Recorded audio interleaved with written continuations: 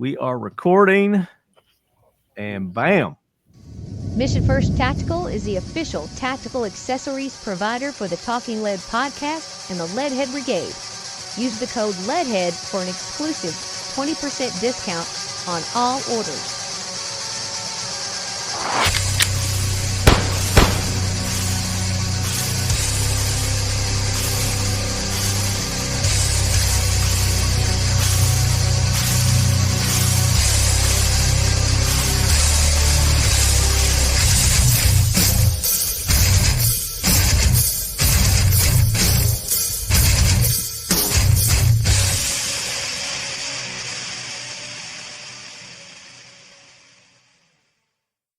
Hey, lead heads. Welcome back to another episode of the Talking Lead podcast. I'm your host, Lefty.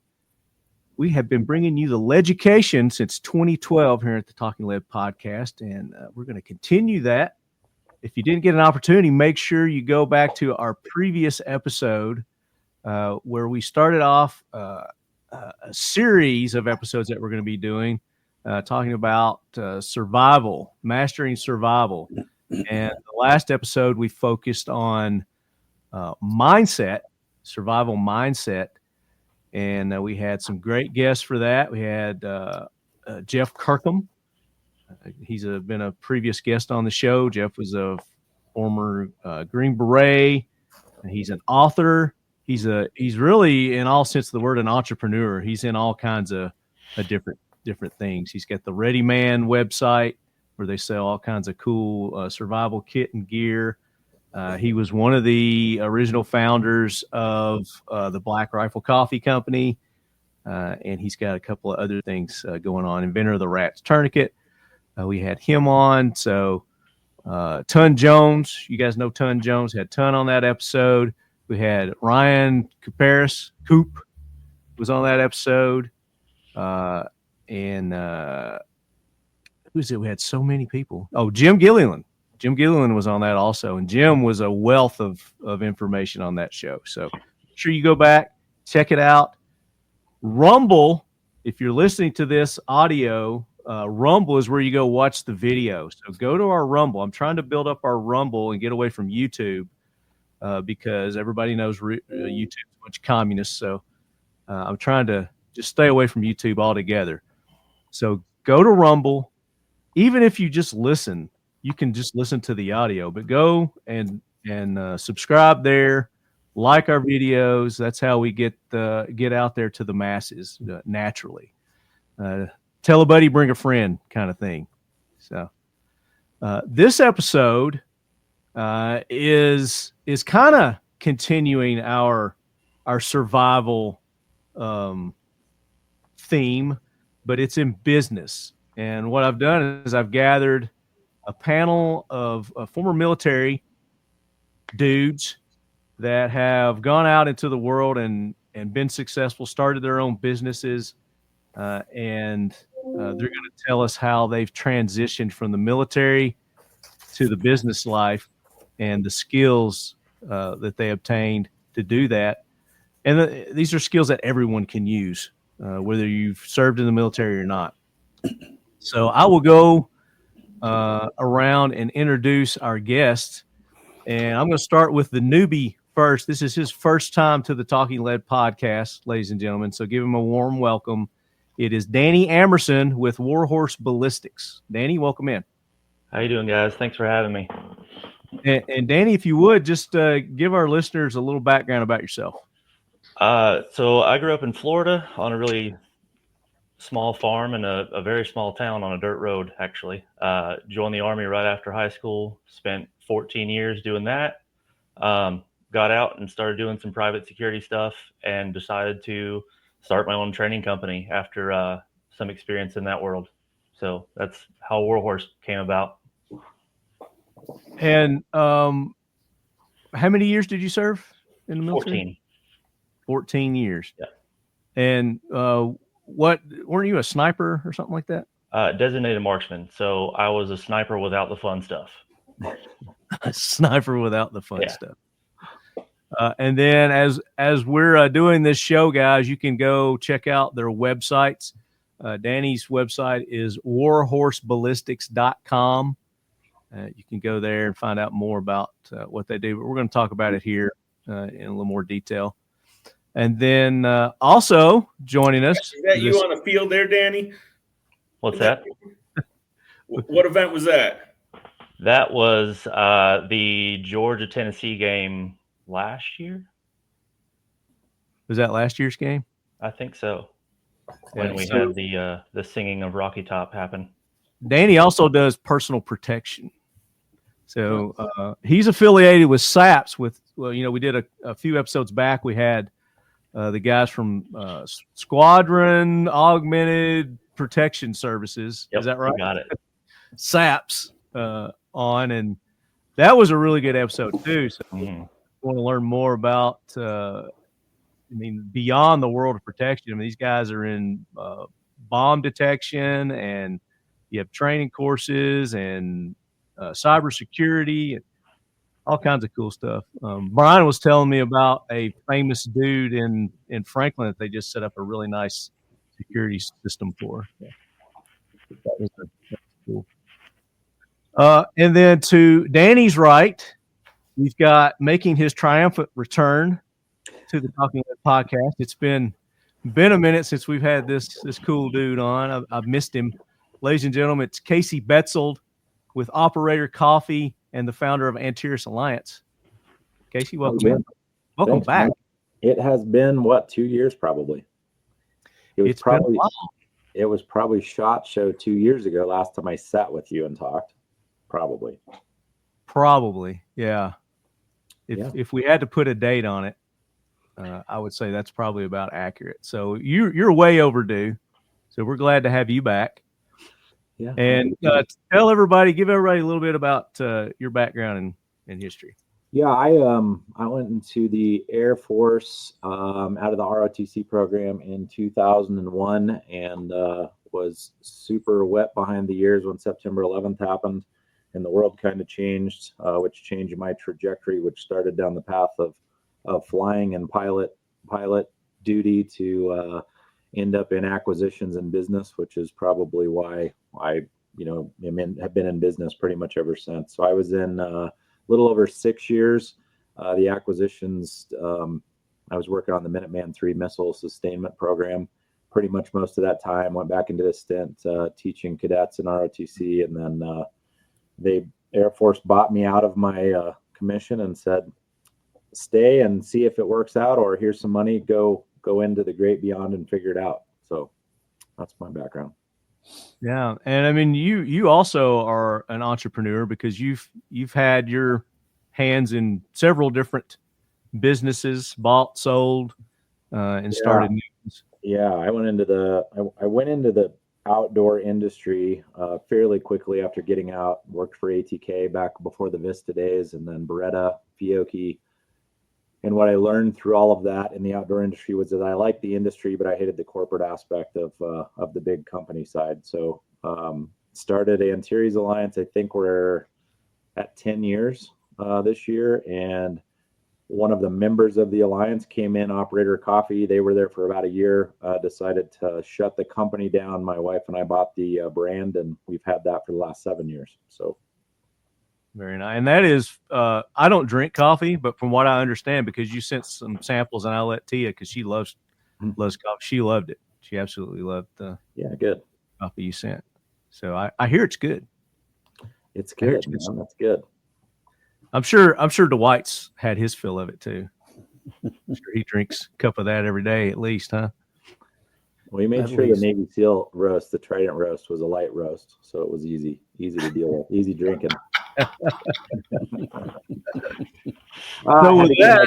had to get my dig in before everybody else gets them in on the Air Force. So, with that, I bring you Dwight Settle. Dwight Settle is one of the founders of SEAL One.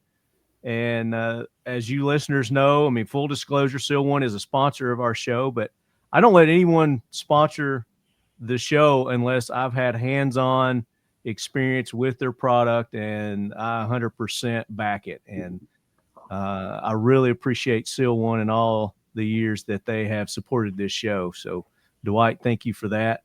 And it's our pleasure. For our new listeners who aren't familiar with the White Settle, give us a little background.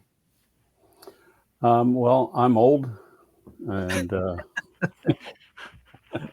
I went in the Navy and joined in 1978.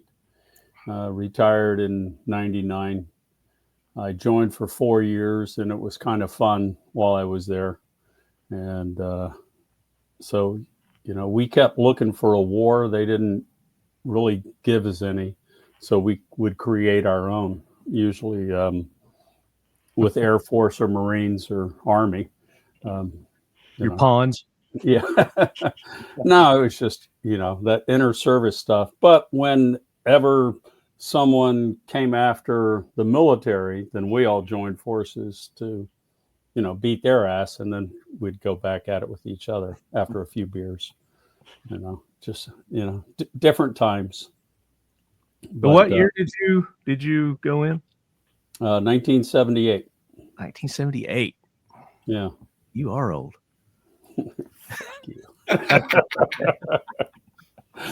Yeah, trust me. I feel I just had another birthday a couple of weeks ago, so I'm 54 now. I'm getting close to senior, I guess. Is that what? How old you got to be a senior these days? I think 55 and up is the. I think you're Is there. that what? I'm starting to get the AARP mails. Get the discount at the buffet at 55. I think they're left. Yeah. Yeah. Well, I hit Medicare last year, so. Oh wow. Yeah, and that's another. That's a whole nother ball game, isn't it? Yeah. Yeah. So we're going to talk about some new products that Seal One has a little bit later on in the show. But use that code LEADHEAD, get 25% off anything at seal1.com. Leadheads, and then I think he got hooked on our last episode that we had him on because he came back for another one, and we greatly appreciate it. He had his triumphant return a few episodes back. Ladies and gentlemen, Brian Borkowski with Asymmetric Unmanned, and another company that we didn't talk about. Give them a shout out. Yeah, Heartland Charging Services is the one I'm spending all my time on now, which is putting EV chargers in. All across the Midwest. So, I like to tell people I have professional ADHD. So, I have to put myself in timeout because I've got about 100 things I'd like to do, but I've got time and resources to barely do the ones I'm doing. But I spend the majority of my time here on Heartland. And we're putting in literally EV chargers from here to, from Ohio. I'm sitting in Columbus, Ohio, to Wisconsin, Minneapolis, Chicago's area. So yeah, that's what I've been spending my time doing. Now, are you guys are you targets out there? Are people shooting your charging stations like they are? We definitely haven't had them shot yet. But we get some cut every once in a while, right? It's a lot of work to get $8 worth of copper out of a out of one. But is that what they're doing? They're stealing the copper? They'll cut the cable, but again, it's half of them are aluminum. There's little copper. I mean, it may be $8, maybe, right? So, I mean, I don't know. Are you having to put security cameras on them now? No, they're actually going to, on the bigger cables, they're starting to go to stuff that's gonna have some armor around it, and then have an alarm. And there's even one I saw just the other day that has, like, think of dye packets when we were kids in like stores and stuff like that. If you're stealing stuff, they're putting dye packets inside it, so when you bust it, it just dye packets you. Well, I gotta tell you, they're messing with the wrong dude because I mean, I know you used to be into security and deterrent type technology.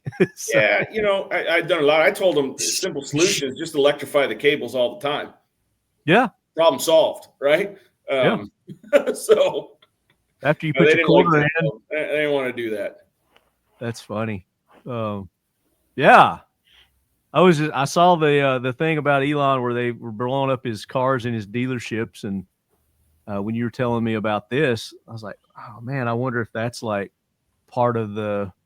Yeah, we don't see a lot of it. And I love my guns. I love, I spent 17 years in the Army. It's like, but EVs got politicized, but most people, when they start driving them, they love them. Right. So it's just a matter of time, so that's where my business is. Right. Cause it's just a matter of time. It's coming. It's going to be mainstream, and guys are going to drive. I drive a Rivian, and my God, it's the best vehicle I've ever driven. Not the best truck, not the best EV. It beats everything else I've ever driven, hands down. Really? It's an amazing vehicle. How long can you go on a charge on one of those? On the current one, I have 314 miles is stated range. I could talk about this forever. The reality of that range is more like 250 if you drive like any normal human being does. So realistically, that 315 becomes 250 realistically, right? Could you squeeze a little more out of if you drive carefully? Sure. That's not me. Yeah, but would you want to? Because, it's not like a gas station where there's a gas station on every corner to where you can charge those suckers up. Yeah, 250. The new Rivian that's coming out has a 415 range or 410 range or something like that. So, at that point, when you reduce it, you're at, the high threes, that's plenty, right? Who makes the Rivian? The company's name is Rivian, so they're their own company. They're in they Normal, Illinois. The product's amazing. It really is. If you check it out, I've seen a few driving around town here. They're good looking. So funny story. Power. You talk about power, and people are like, I like my diesel, right? Like that. When there was a snowstorm, I had, and this thing's about the size of a Ranger or a Tacoma or something like that. And there was a snowstorm, and the trucks and cars off the road, and I'm yanking dudes out left and right with my little teeny car because it weighs 8,000 pounds. It's a 4-ton vehicle, but it's the size of a Ranger, and mine has like 900 pounds of torque, right? Like, so it's as heavy as a 250 or 350, and it's got torque, available immediately. So it's super powerful. Fastest thing you've ever done. I mean, 0 to 60 in less than 3 seconds, right? Wow. I mean, it's wicked. And how big is the battery? How much does it weigh? On that, the majority of that's battery, like more than half of that's battery weight, right? But they sling the battery really low in these cars so that it's got really good handling, right? Because all that weight's low to the ground. It keeps it planted, keeps the tires. So yeah. Very cool. The whole electric car thing intrigues me. I still haven't bought off on it. I'm still not there, mentally, I guess, with that. But like you said, I mean, it's coming. And as the technology advances, they're going to get better and more battery life and all that kind of stuff. I had my first EV in 2012. I sold it within 6 months, right? Just wasn't ready. Too soon, right? I'm always a guy that's a little too soon on that kind of tech. But this time around, it's only getting better from here on out. Very good. What about the rest of you guys? Anybody else got experience with those electric car vehicles? I rented one. Yeah? Not that I wanted to. They gave it to me. Did they teach you anything about it, or they just hand you the keys and go like, good luck? Yeah, pretty much. Here are the keys, go. And then it was like, fortunately, the hotel I was at would charge it for me, and then I was coming in. It was like, wait a minute, how do you refill? So I didn't know if, because they didn't tell me anything on what I had to do. And look, I'm not a big proponent of EVs, but I mean, some of them are cool. But one, I would like to see our grid system get semi-updated before they start. Because I mean, like this state that they had said, I think by 2030 or something, everything here was supposed to be green. California. The same day they announced it, there was a rolling blackout in California. The exact same day they announced it. I know that. Yeah. Yeah. How's everything supposed to be green when it's burning? Yes. Yeah. Well, trust me, I don't underwrite the California style. We tell people that all the time, right? Like, me and my business partner always say we speak fluent Midwestern, right? And that's part of why we started our business, because, there are people coming in from California trying to tell these people things. I'm like, what plays there doesn't play here. Like, it's totally different story, right? Yeah. So. Yeah. So when NASCAR starts racing EVs, but they got to be able to do at least get through Bristol, Man, with the speeds that those things can get up to, that'll change. Change maybe not NASCAR. I mean, I think NASCAR should stay NASCAR and then have its own. If they're going to introduce the electric car stuff, have a separate racing series for that. That'll come, because if as EVs catch on, I mean, look, racing is what did it for cars. I mean, it was like, everybody, okay, it was the line that Ford set up, right? What do you call that? The assembly line. Yeah. But it wasn't, until, okay, hey, moonshine, all right, let's outrace the cops, let's get from them, and then, right, yeah. Hey, I bet my car can beat yours. Yeah. Yeah. So, that'll happen. I tell everybody, I forget all the politics. Just look past that for a second. The car companies have all invested billions of dollars in retooling their factories, right? Those guys aren't going to lose their money, right? Like, that's just that's my one point that I always like, okay, no matter what else, I agree with you. The grid is not ready, right? Not for the levels they're talking about, right? But the car manufacturers have spoken with their investments. That's kind of how I feel about it. Yeah, and when they do that, then that kind of forces the consumer, kind of forces their hand too. If that's all they're making, then that's all we got to choose from. But it would have been nice if the four of us would have gotten some of the handouts that the car companies have gotten from the government to retool that stuff. Oh my goodness, crazy. Yeah, we'll see soon actually how much money of that actually went into retooling if Doge does its job correctly. But that's a whole nother story. So yes, we digress. I digress all the time. Concealed carry has just spread like crazy. Sales of handguns to women, they are probably the largest growing sector of individuals to purchase firearms. At Mission First Tactical, we're going to develop everyday carry products that allow people to comfortably, safely, discreetly carry their firearms to be responsible for their own safety. There's a vastly underserved market that's been growing, and that involves females. As you know, body shapes are different. Recently, we've developed the most comfortable, one of the safest belly bands on the market. A female body shape should not have to conform to product design for a male body shape. Mission First Tactical is the official tactical accessories provider for the Talking Lead podcast and the Leadhead Brigade. Use the code LEADHEAD for an exclusive 20% discount on all orders. Let's get on to the main topic here, and turning that experience into success. And I just kind of want to, you all gave a quick background, but talk a little bit about what maybe compelled you or the reason why you joined the military to begin with. Why did you go into the military? What was that deciding factor?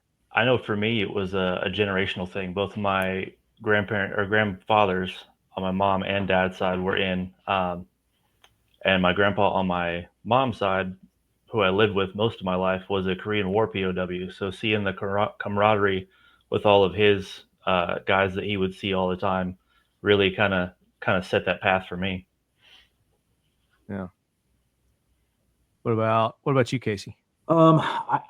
I wanted to fly. That was the core thing. And I actually, I was about 8th grade when I decided I wanted to do that, and everything was focused on that.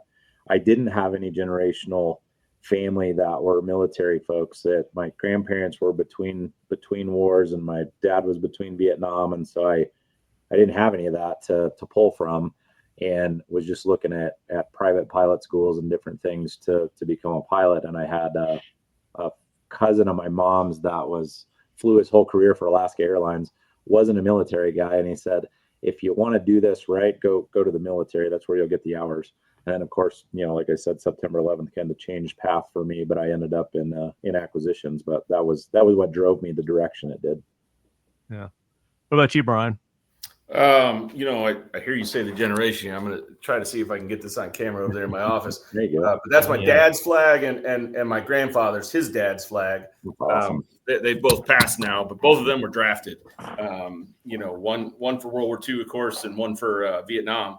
Did their time, and my dad was an infantry squad leader, died from Agent Orange leukemia, right? I saw that stuff, and I kind of always knew I wanted to do it. I needed money for college, and it all just kind of lined up, right?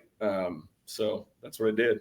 I enlisted first, and then became an officer. So just kind of a family tradition kind of deal. Yeah, nobody else is going, and I'm not saying I'm pushing my kids. I'm definitely not pushing my kids. If they wanted to do that, that's their choice, and nobody pushed me. But I don't know. I just kind of always, I always kind of knew I was going to do it. So, yeah. How about you, Dwight? Jail. No, I'm just kidding. It's like they gave you an option. Yeah. No, it was just kind of one of those things that I actually, in reality, I was using a friend's car. I rolled it, and I was gonna be going to Texas A&M, and I realized that was only 90 miles away from home. And I needed to go further.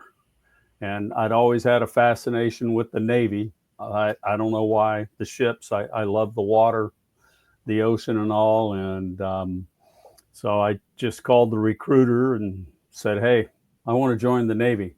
And to me, I always say it ended up being the best mistake I ever made. And it just kind of, I really feel that I was led to be there at that time, and it's what everything worked out to get me to where I was eligible to get into the teams. But at that time, the teams hadn't been around that long, right? Well, I mean, they had since 1942, really, underwater demolition and all. And I mean, that was my first team, was underwater demolition team 12. And so at the time it's like my wife now, at the time, first time I met her, she was like, oh, which team are you with? I said, I'm with UDT 12. And she was, oh, you're just UDT. And I just looked at her and said, yeah, but I have a 7-inch tongue and I can breathe through my ears. And we've been married 43 years now. But it was now all the young team guys, all the young SEALs they come up, and when they call themselves a frogman, I just go up to them and went, sorry, you're just a SEAL. It's UDT went away in 1983, and right, it's all became SEALs. There before the actual SEALs, SEALs, you were the UDT. Yes, yeah. All the SEAL teams came from UDT. And right. Matter of fact, I mean, it was even the training that we did was BUDS, basic underwater demolition SEAL training. Everything we did, I mean, it was the same. UDT's primary mission was it was SEAL team secondary, and then vice versa. So in 83, as SOCOM was created also, was just to make it easier. I really think it was more from an Army thing, because we were under SOCOM. I mean, and they have been since 83 in reality. So it was just kind of to make it easier. And so you all have the military experience, the mindset, different reasons why you went in, joined the military service.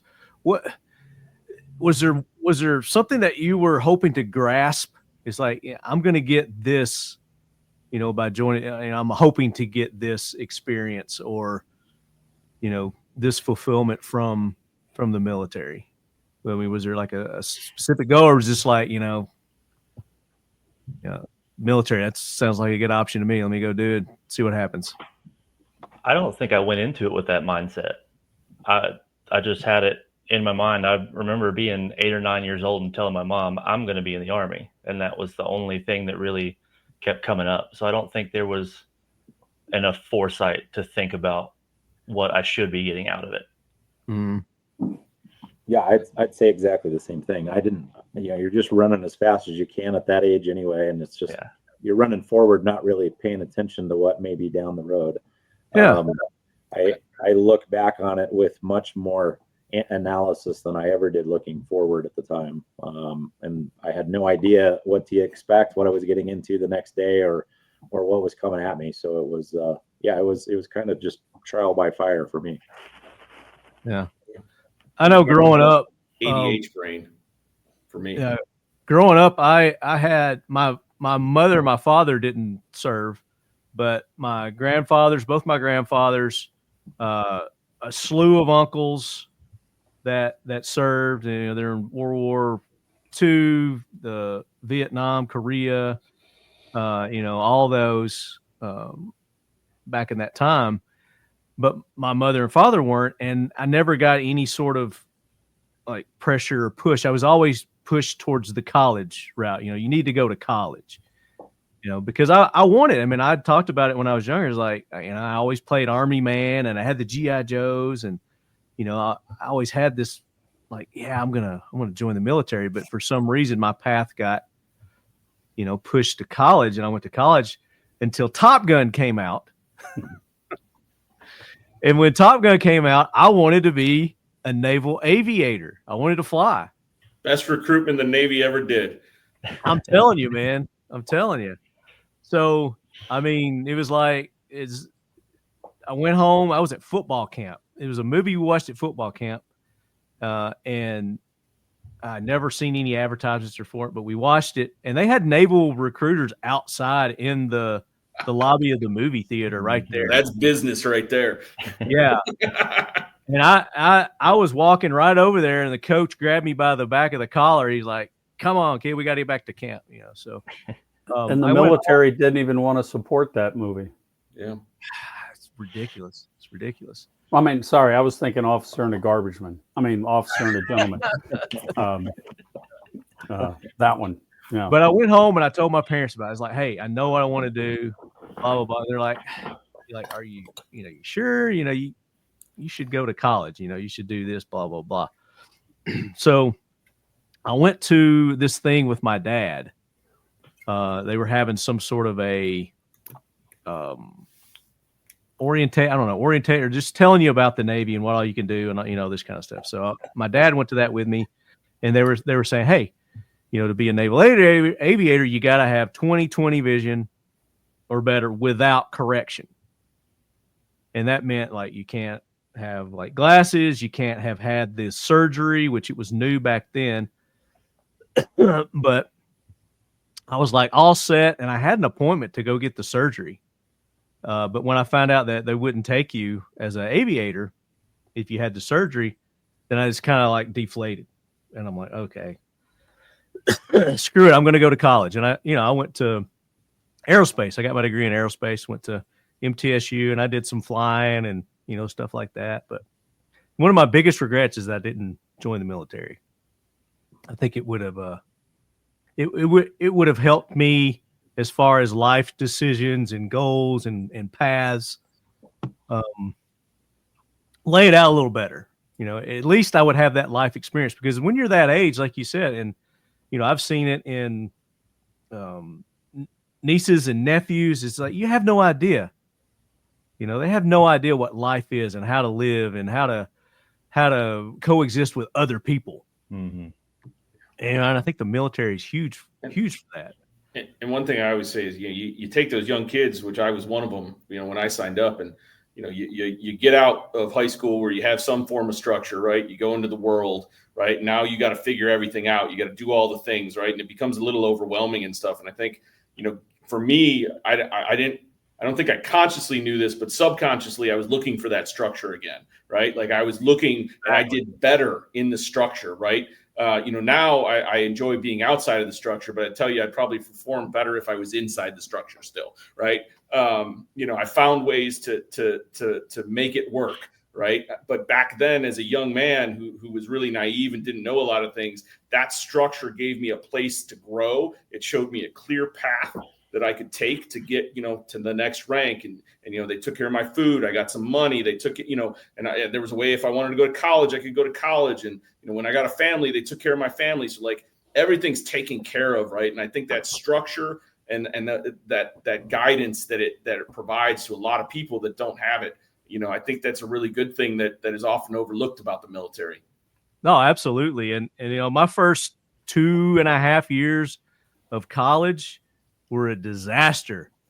Being out on my own, being responsible for myself, getting to class, going to work, paying the rent, the automobile insurance and all that. I mean, yeah, my parents helped me out, and I was very lucky, but I also helped pay my way through. I had 3 jobs while I was in college. I worked 3 different jobs, and it was tough. It was tough to get in that routine and that schedule and self-discipline yourself from, like you said, that structured when you're a kid living at home and, going to elementary school and middle school and high school. And, by high school, I had that down pat. I never took a book home in high school. I did everything in class. I had it down.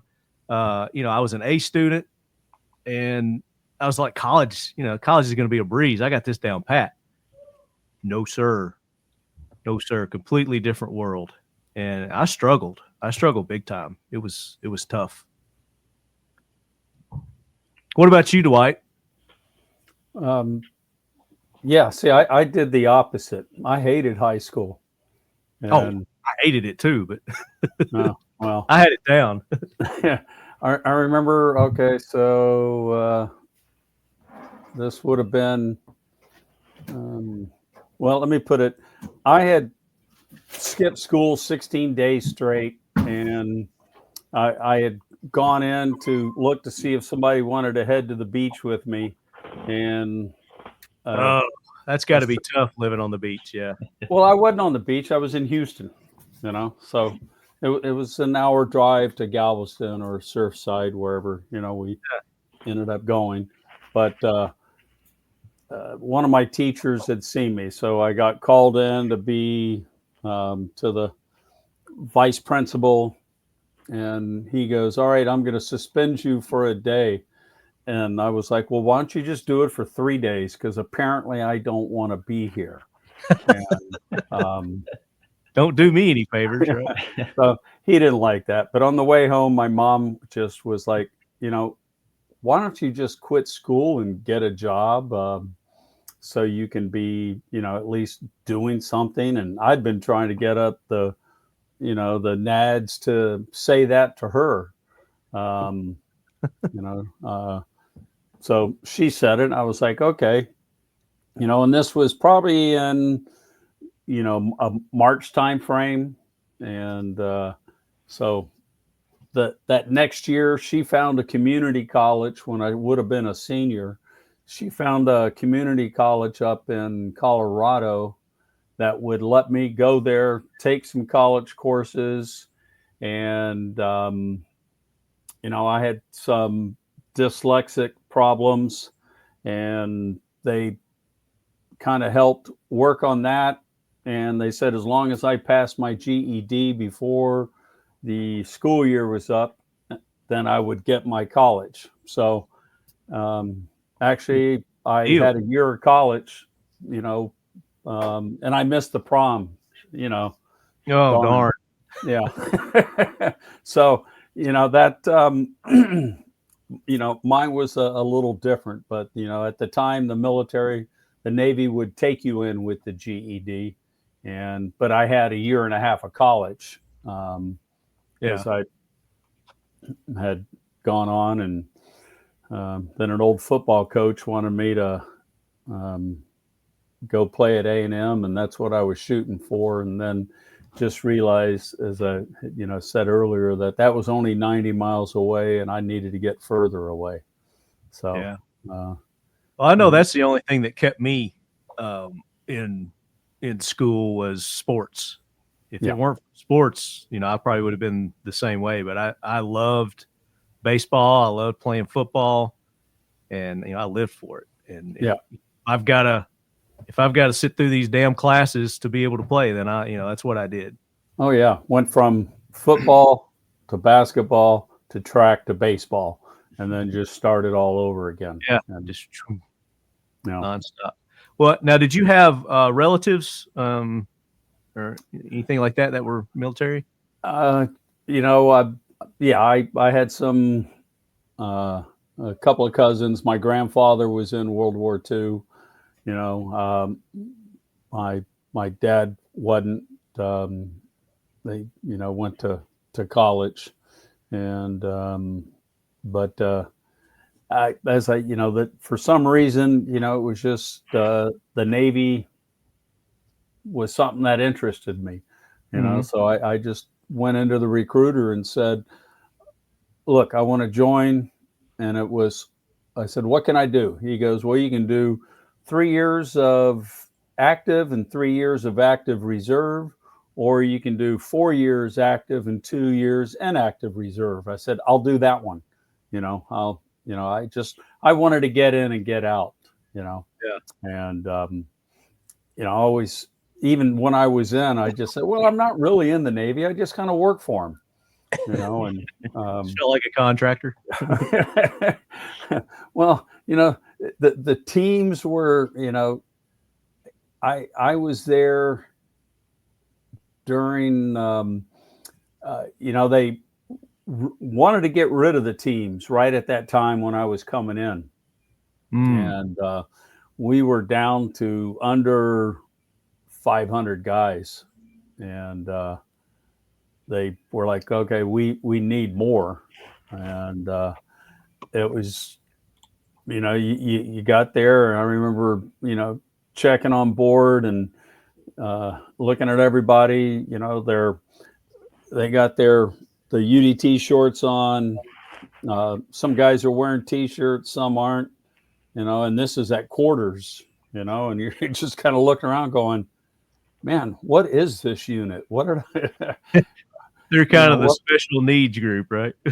Yeah, but realized it was a lot of fun, And as I had asked a chief, it was like, hey, how do you know if you want to stay in or if you want to get out? And this is what I still pass on to people. And he was like, well, if you have something waiting for you, and you want to get out when your time is up, if there is something waiting for you, then get out and go do that. But if you don't have anything, there's things you're going to look at doing, but weigh the pros and cons of your last enlistment. And if the pros outweigh the cons, then stay in. If the cons outweigh the pros, then, get out.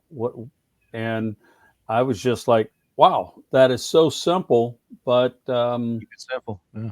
Yeah. And that's something that I still pass on to people. I've been privileged to mentor quite a few guys going into the teams, and it's funny, guys that I've mentored have retired now for it's you are old. Yeah. Yeah. So that was just it was fun, my time in. Had a good, tell people I got to travel the world drinking beer. You got to sample the world's selection of beers, right? Yes. Yeah. I mean, that's not. Yeah. And that's an experience that I'm sure people have turned into a business, open their own breweries and things like that. So, what about the rest? Anybody else got like a story like that you want to? Well, the last thing that Dwight said about his advice that he gives out, that I tell people that too. I get asked all the time, why'd you get out at 14 years? You could have done 6 more and retired. And I had a career line planned out. There were still some missing pieces, but it was just time. I don't think that I'd be doing what I'm doing now.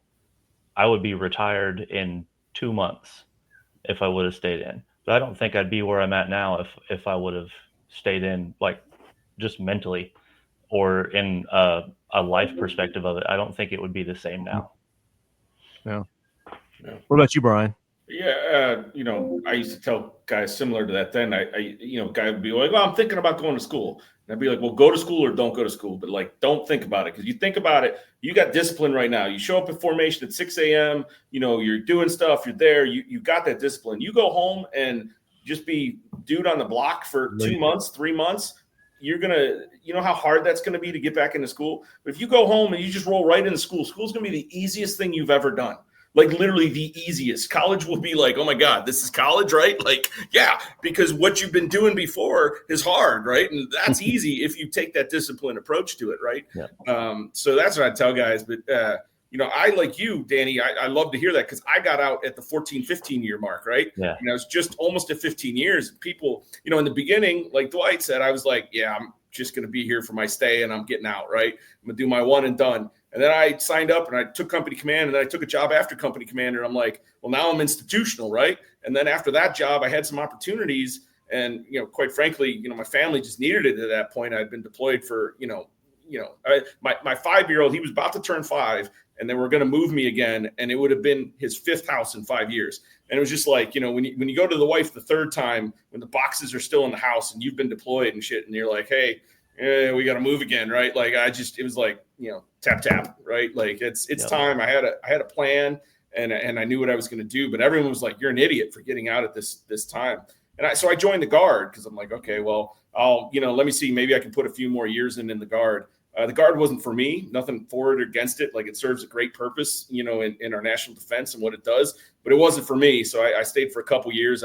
So I left total, active / Guard service at 17 years. Right. And, like, I regret, I don't regret many things in my life. I regret not retiring, but the cost of staying in those extra couple years on my family, with everything I was doing, starting my businesses, my kids, all those things, that cost would have been so high that it wasn't worth paying. Right. And I got some disability. So from a financial standpoint, it wasn't going to change my finances a ton. Right. Because, one kind of negates the other. Right. But, I still worked in the defense world. So I'd be going, my last business that I just sold was Asymmetric Technologies. I was doing defense R&D, so I'm on bases all the time, on places. And it always pissed me off that I had to go get an ID card, right, and go sign in, right? And I'm like, God, if I had a retired card, I could just, walk through the gate, right? Like, and I'm like, come on, guys, 17 years, years in combat zones, right? Like,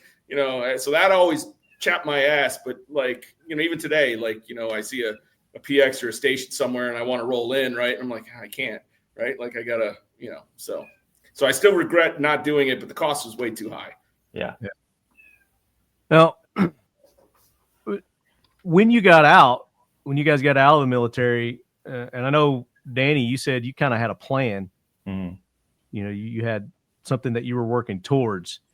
What about the rest of it? Did you, as you got in, did like, hey, I need to start my own business. I've got an idea to do my own thing when I get out of here. Or was it just like, all right, I'm out now, what do I do? Kind of deal. How about you, Casey? Let's see. I had the military come to me. They were taking the acquisitions and the engineering career field at the time that I was in, and they made a shift to go civilian with it. And so they were going to keep a few people in, but they were greatly cutting, and there was a bunch of in-strength cuts going on. I'd have been in 6 years. Give the time the dates that you were.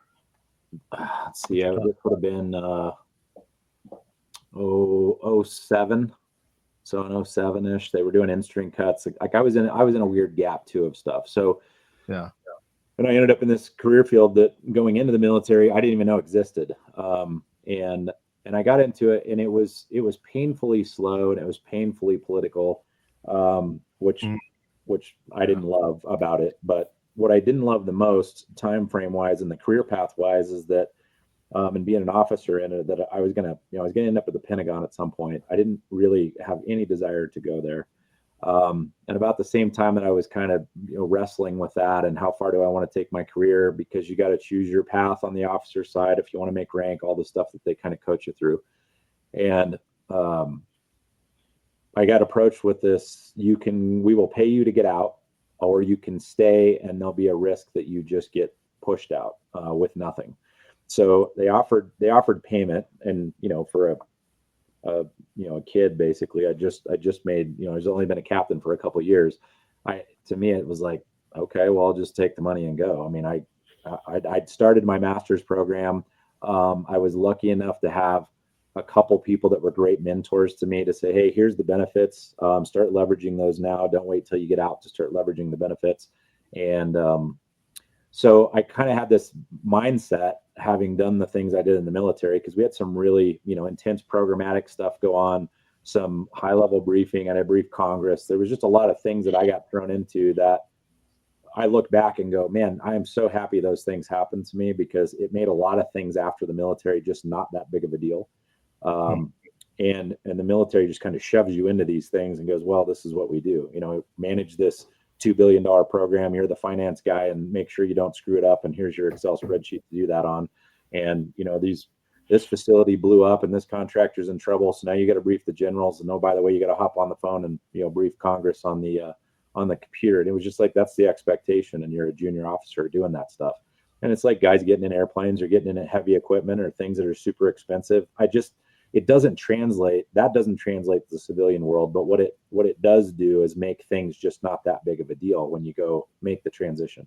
So taking the money and getting out, for me, and my mindset was, I can go to kind of do whatever. I wasn't really stressed about it. And I got into my master's for business and realized that I'd missed my calling in the undergrad. That's what I probably should have done all along, because I had no idea. I was like you going into college. If I hadn't had ROTC, I wouldn't have made it through college. I'd have left.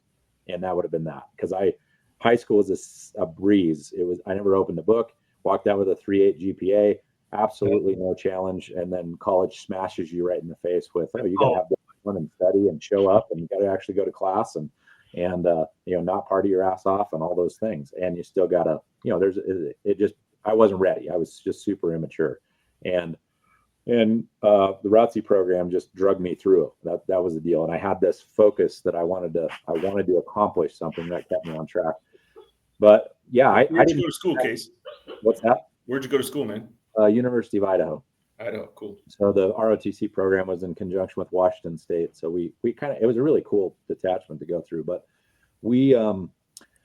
I didn't expect to get out. That was not the plan. The plan was to go in and stay, and I was working career path. I was pretty not excited about doing the Pentagon, knew that was going to come up. That helped make the decision to get out when the offer was made. But I kind of found myself not knowing what the heck to do next, but I can figure it out. And I did ultimately, but I sat for 4 months without a job going, did I just make the largest mistake of my life here? Because, I had a wife and kids, and that was a tough 4-month humbling experience for, you didn't really have a transition plan, and I had to figure it out. So, well, when they don't really give you, an option, it's like take the money or come back, and there's no guarantee if you come back. I mean, they kind of make the decision for you. It's kind of like that episode we did, Brian, on the jab, when they were making the military men and women get the COVID shot, and the ones that didn't get it, is like, you're out of here kind of deal. But you bring up an excellent point there when you're talking about the transition from the military to you went into college, and you're like, it was a lot easier to make that transition. It's like, it's cakewalk now, because I've had this structure, and I've had this, because I would see military guys in my classes that I was taking, and they just seemed so much more together. They seemed more like they get it, and they were younger than me too. And I was like, wow. I mean, how do these guys have such a structured and got it together? And I can't even make it to freaking class, half the time. So I saw that firsthand, and then I was like, is that the military, or is that just these guys were raised that way kind of deal?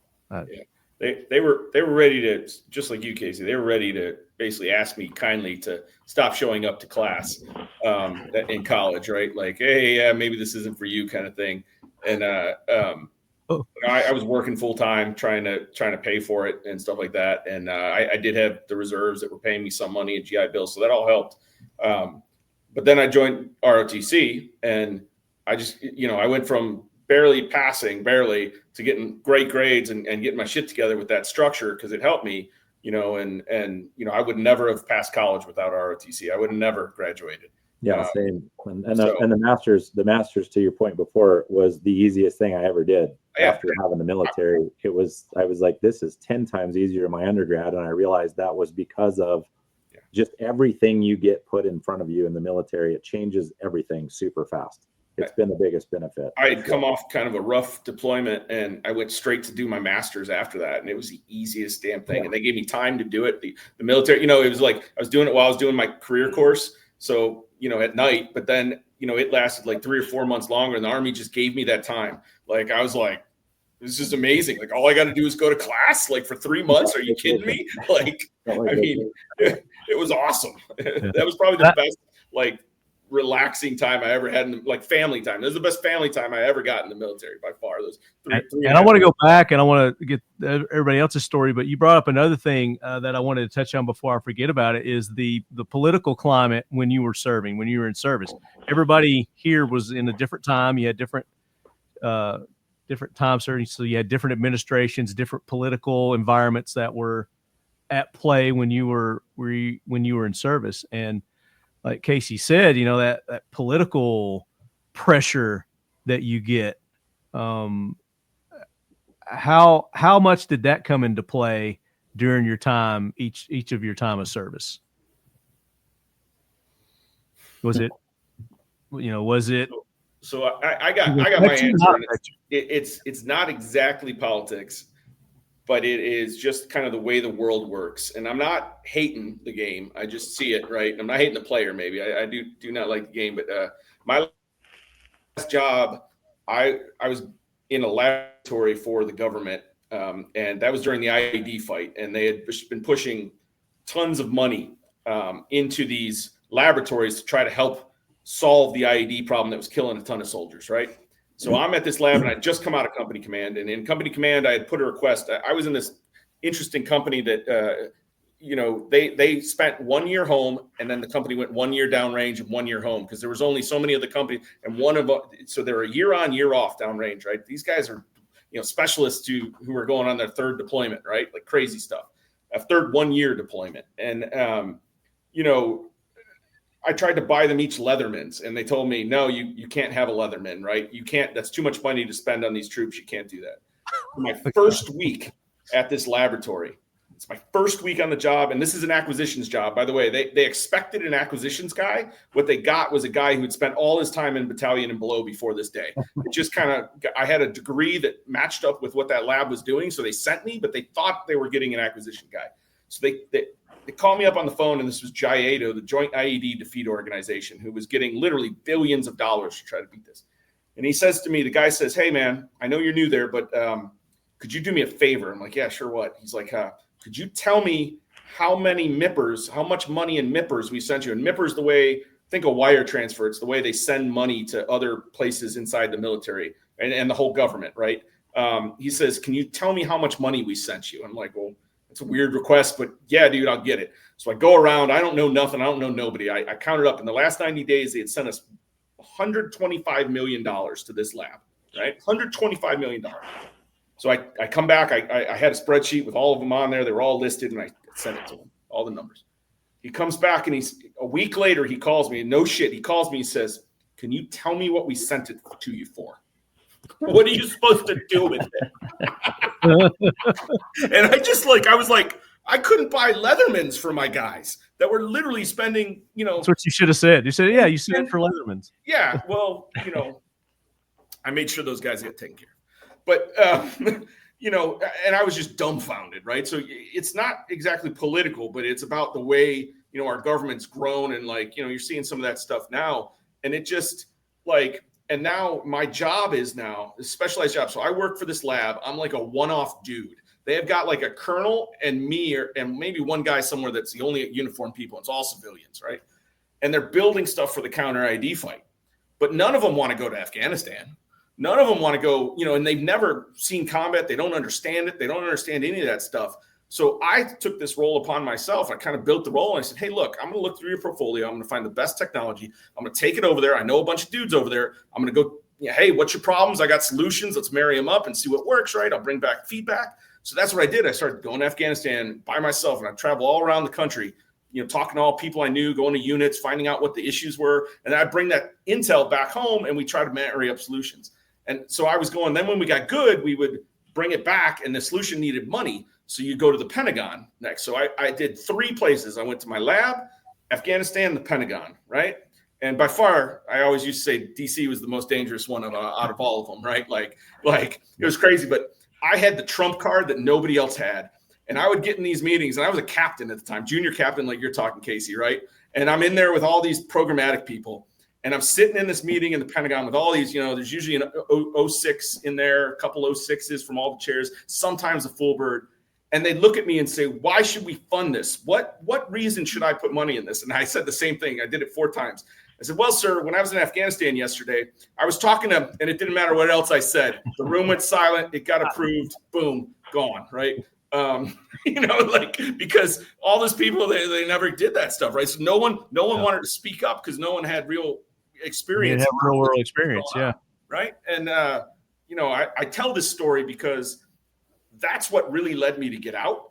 Because, when I was battalion and below, rubber meets the road fighting, right? I'm asking soldiers to go do stuff for reasons, right? And a lot of my guys got killed, guys got wounded, let alone what happened to the other side, right? Which was even worse, right? And decimated. But people in the middle are what always bugged me, right? Not so much my side or their side. It's always people in the middle. But I could never go back and tell that private to go into bullets anymore after seeing what I had seen with the money and all the things that were happening.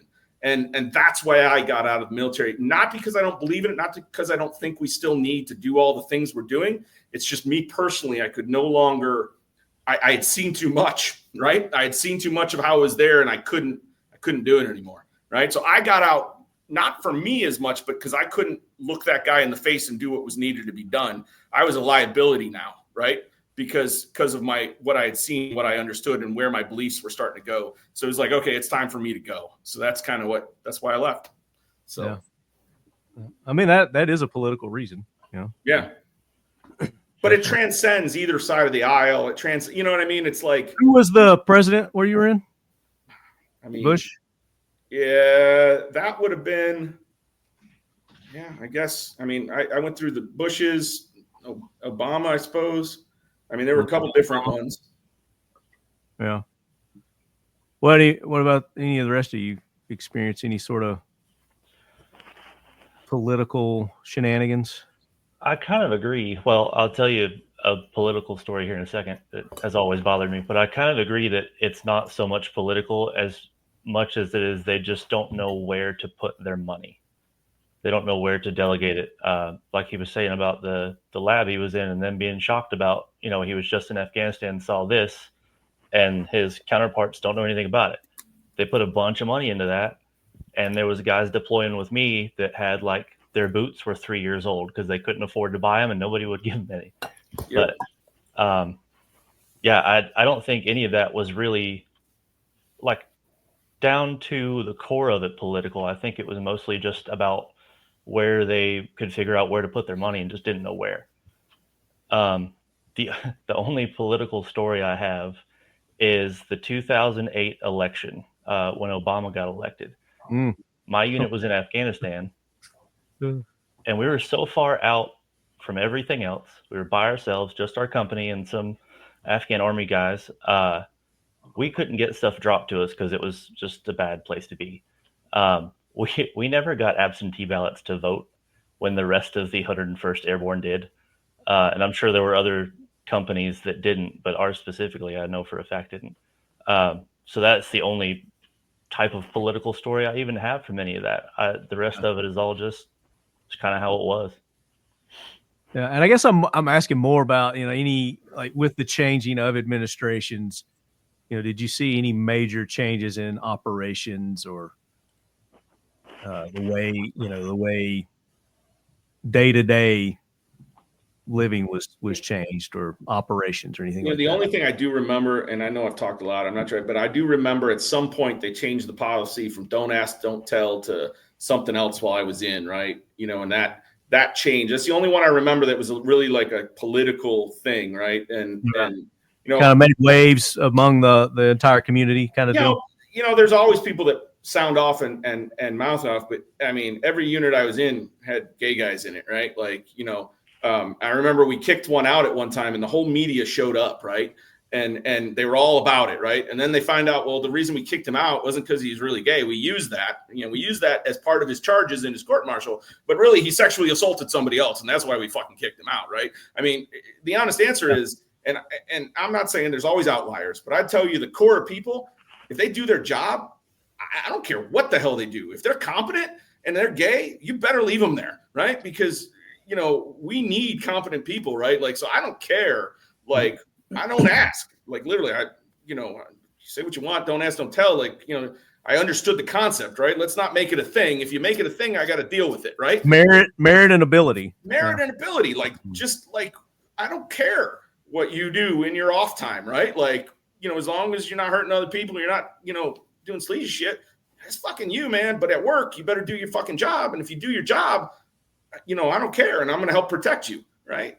Because you're making the team better and you're making the team safer, right? So, but I did see that in there. I just wanted to get that out there because that's always kind of chat me, right? Like, a lot of people think, oh, yeah, I don't really care.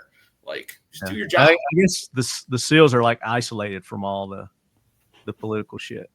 They just they take care. Sure, there's never been a gay SEAL ever. I'm sure there have been, but like Brian, what you were saying, it's if you were competent and you could do your job, then who cares? Who cares? As long as it's funny because when like going through training, when they're getting us together, they're always saying, all right, nut to butt. So of course you're joking, the jokes come out, right? Yeah. But it was, I came in under Carter and I got out under Clinton. I had 12 good years with Reagan and Bush. Bush won, and I'll tell you, they're like, we were going to DRMO to get camis and greens and boots that had been, given away because we didn't have the gear. We were getting better gear out of DRMO than, crazy. What. And then when Reagan came in, then all of a sudden it was like, oh, all right, cool. You could, the pay and everything had gone up. But, as far as when, I was in while the teams, grew, and at least we were fortunate. They kept pushing more bodies, and that was coming from SOCOM, that we need more people. And like one of the biggest things that the Army did wrong was after Vietnam and what they did to the Green Berets and then the Rangers, and where they basically went from 3,000 to 10,000 guys like overnight. It hurt that reputation, and it did take them some years to, because there's good guys that were in there, and now all of a sudden wait a minute, man, we went through all this, and all you guys coming in didn't have to. You got to buy. Standards went down. Right? Oh yeah. So, the standards went way down. And so at least still to this day, our, things have changed at the training, but the failure rate has not changed, and so that's all we care about, and my wife would always give me a hard time when I would tell guys, that they're wanting to come in, and I would give them a hard time, and she'd say, well, he wants to come in, he wants to be a SEAL, and he wants to do this. And I said, well, yeah, he wants to get into my fraternity, and he's got to prove himself first. Once he proves himself and he's not a dick, then we'll welcome him in, and, but, watching, God, I mean, I think the odds, I mean, the percentage of officers to enlisted, whereas, boy, I don't know, maybe one officer for about every 8 to 10 guys. And at one point I could have sworn, it felt like it was almost a one-on-one. The teams had gotten very officer heavy, and Too many chiefs. Pardon? Too many chiefs, not enough Indians. No, we like chiefs because we were enlisted. It's officers are not chiefs. Don't ever throw them in that category. They work for a living. Yeah. Yeah. And so what I mean. Yeah, I know. But I got to take care of my enlisted guys. There you go. So when the longevity in the career in the military as a team officer, there really weren't any who were getting to spend a full career in the teams. They all had to kind of go off and do a disassociated tour, and then come back until when we finally got our first admiral, and then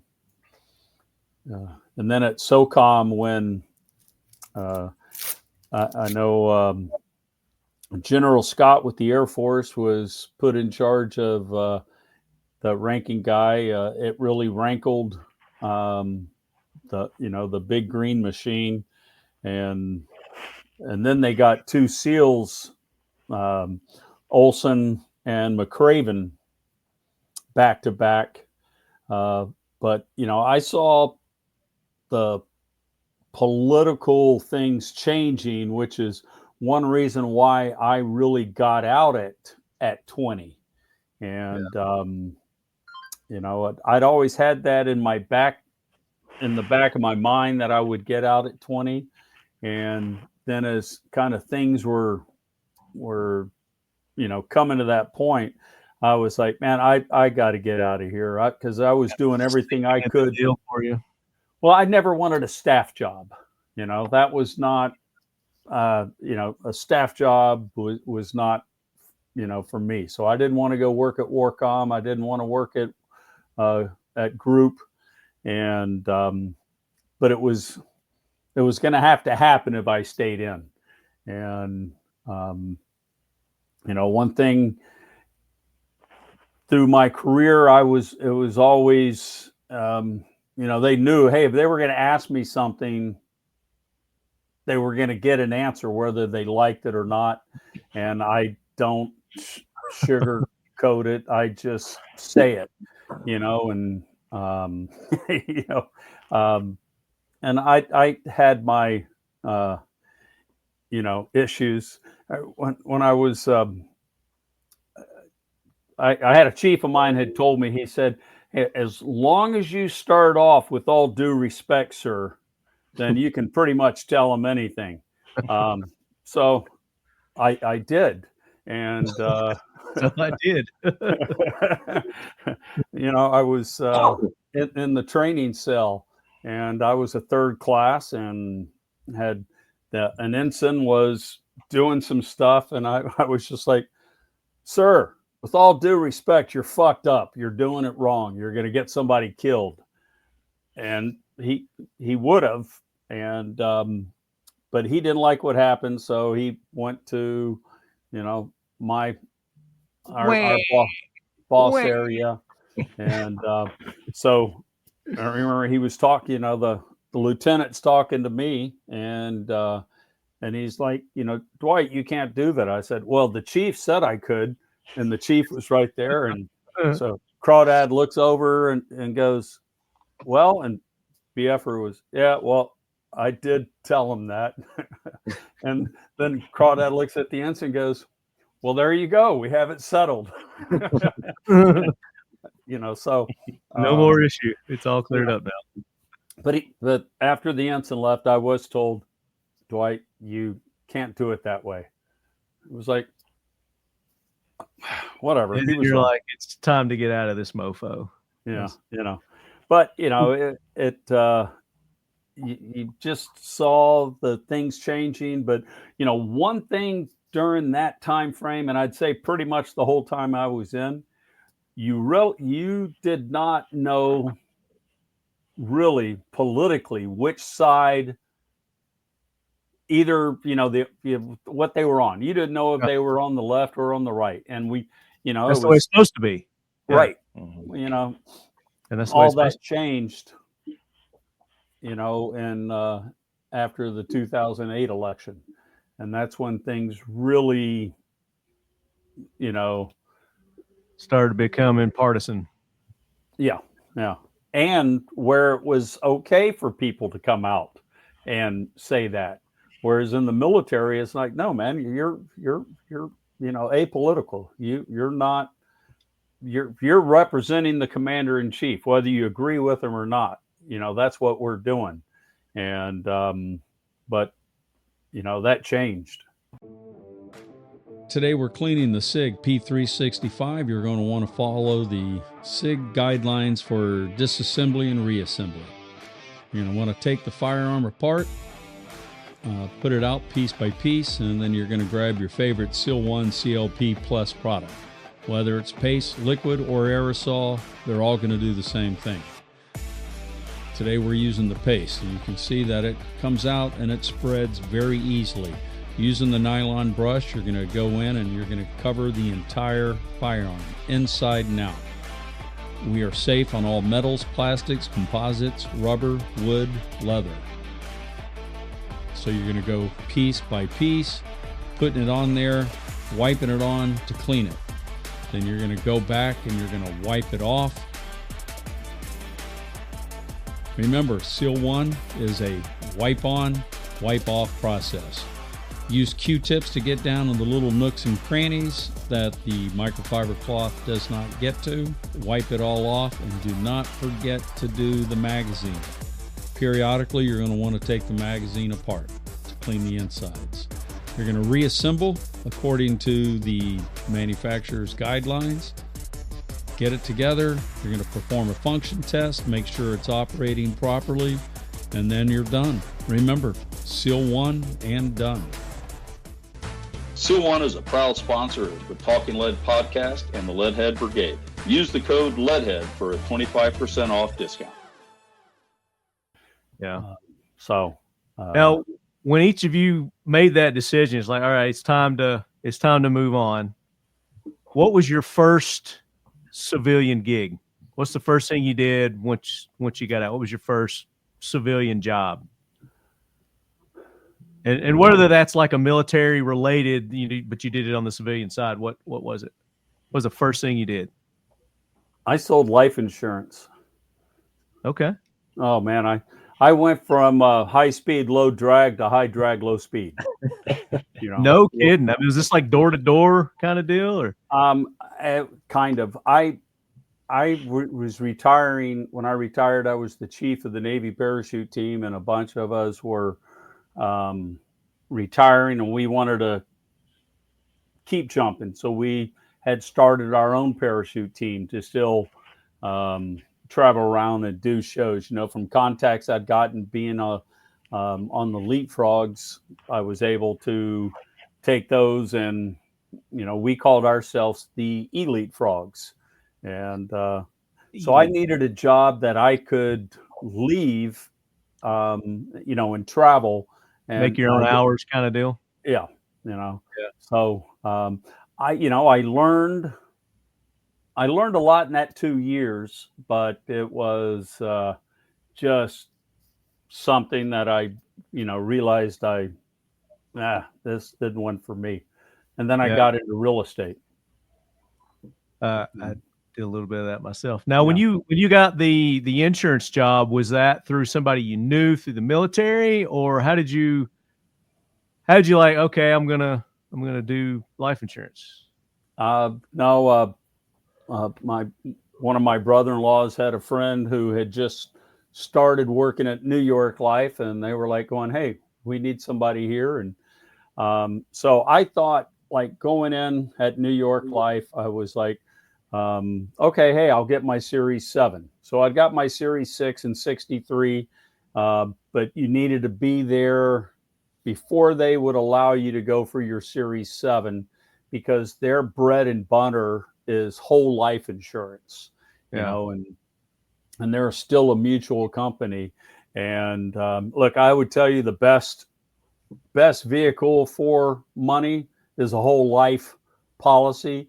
And if I would tell, you know, when you have children, I mean, but nobody can afford it, you know, at that time, you know, but buying your kids a whole life policy, because, you know,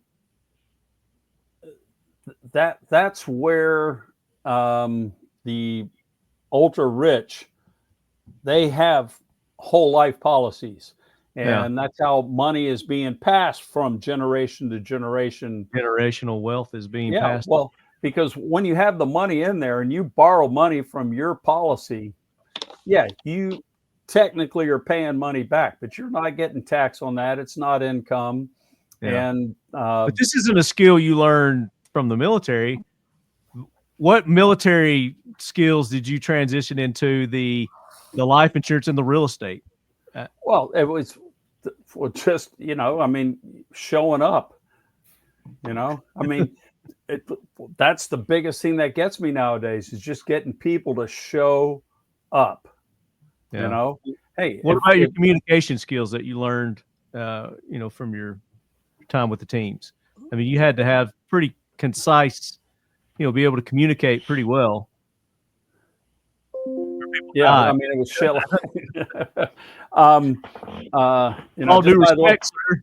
Yeah, this just means no, cover me, I'm fucked, you know. Yeah, communication skills. I still struggle in that, because there's something to be said with direct, you know, and not beating around the bush, and not trying to be you know, kind with your words to soften it to somebody else. I mean, that in itself is an art.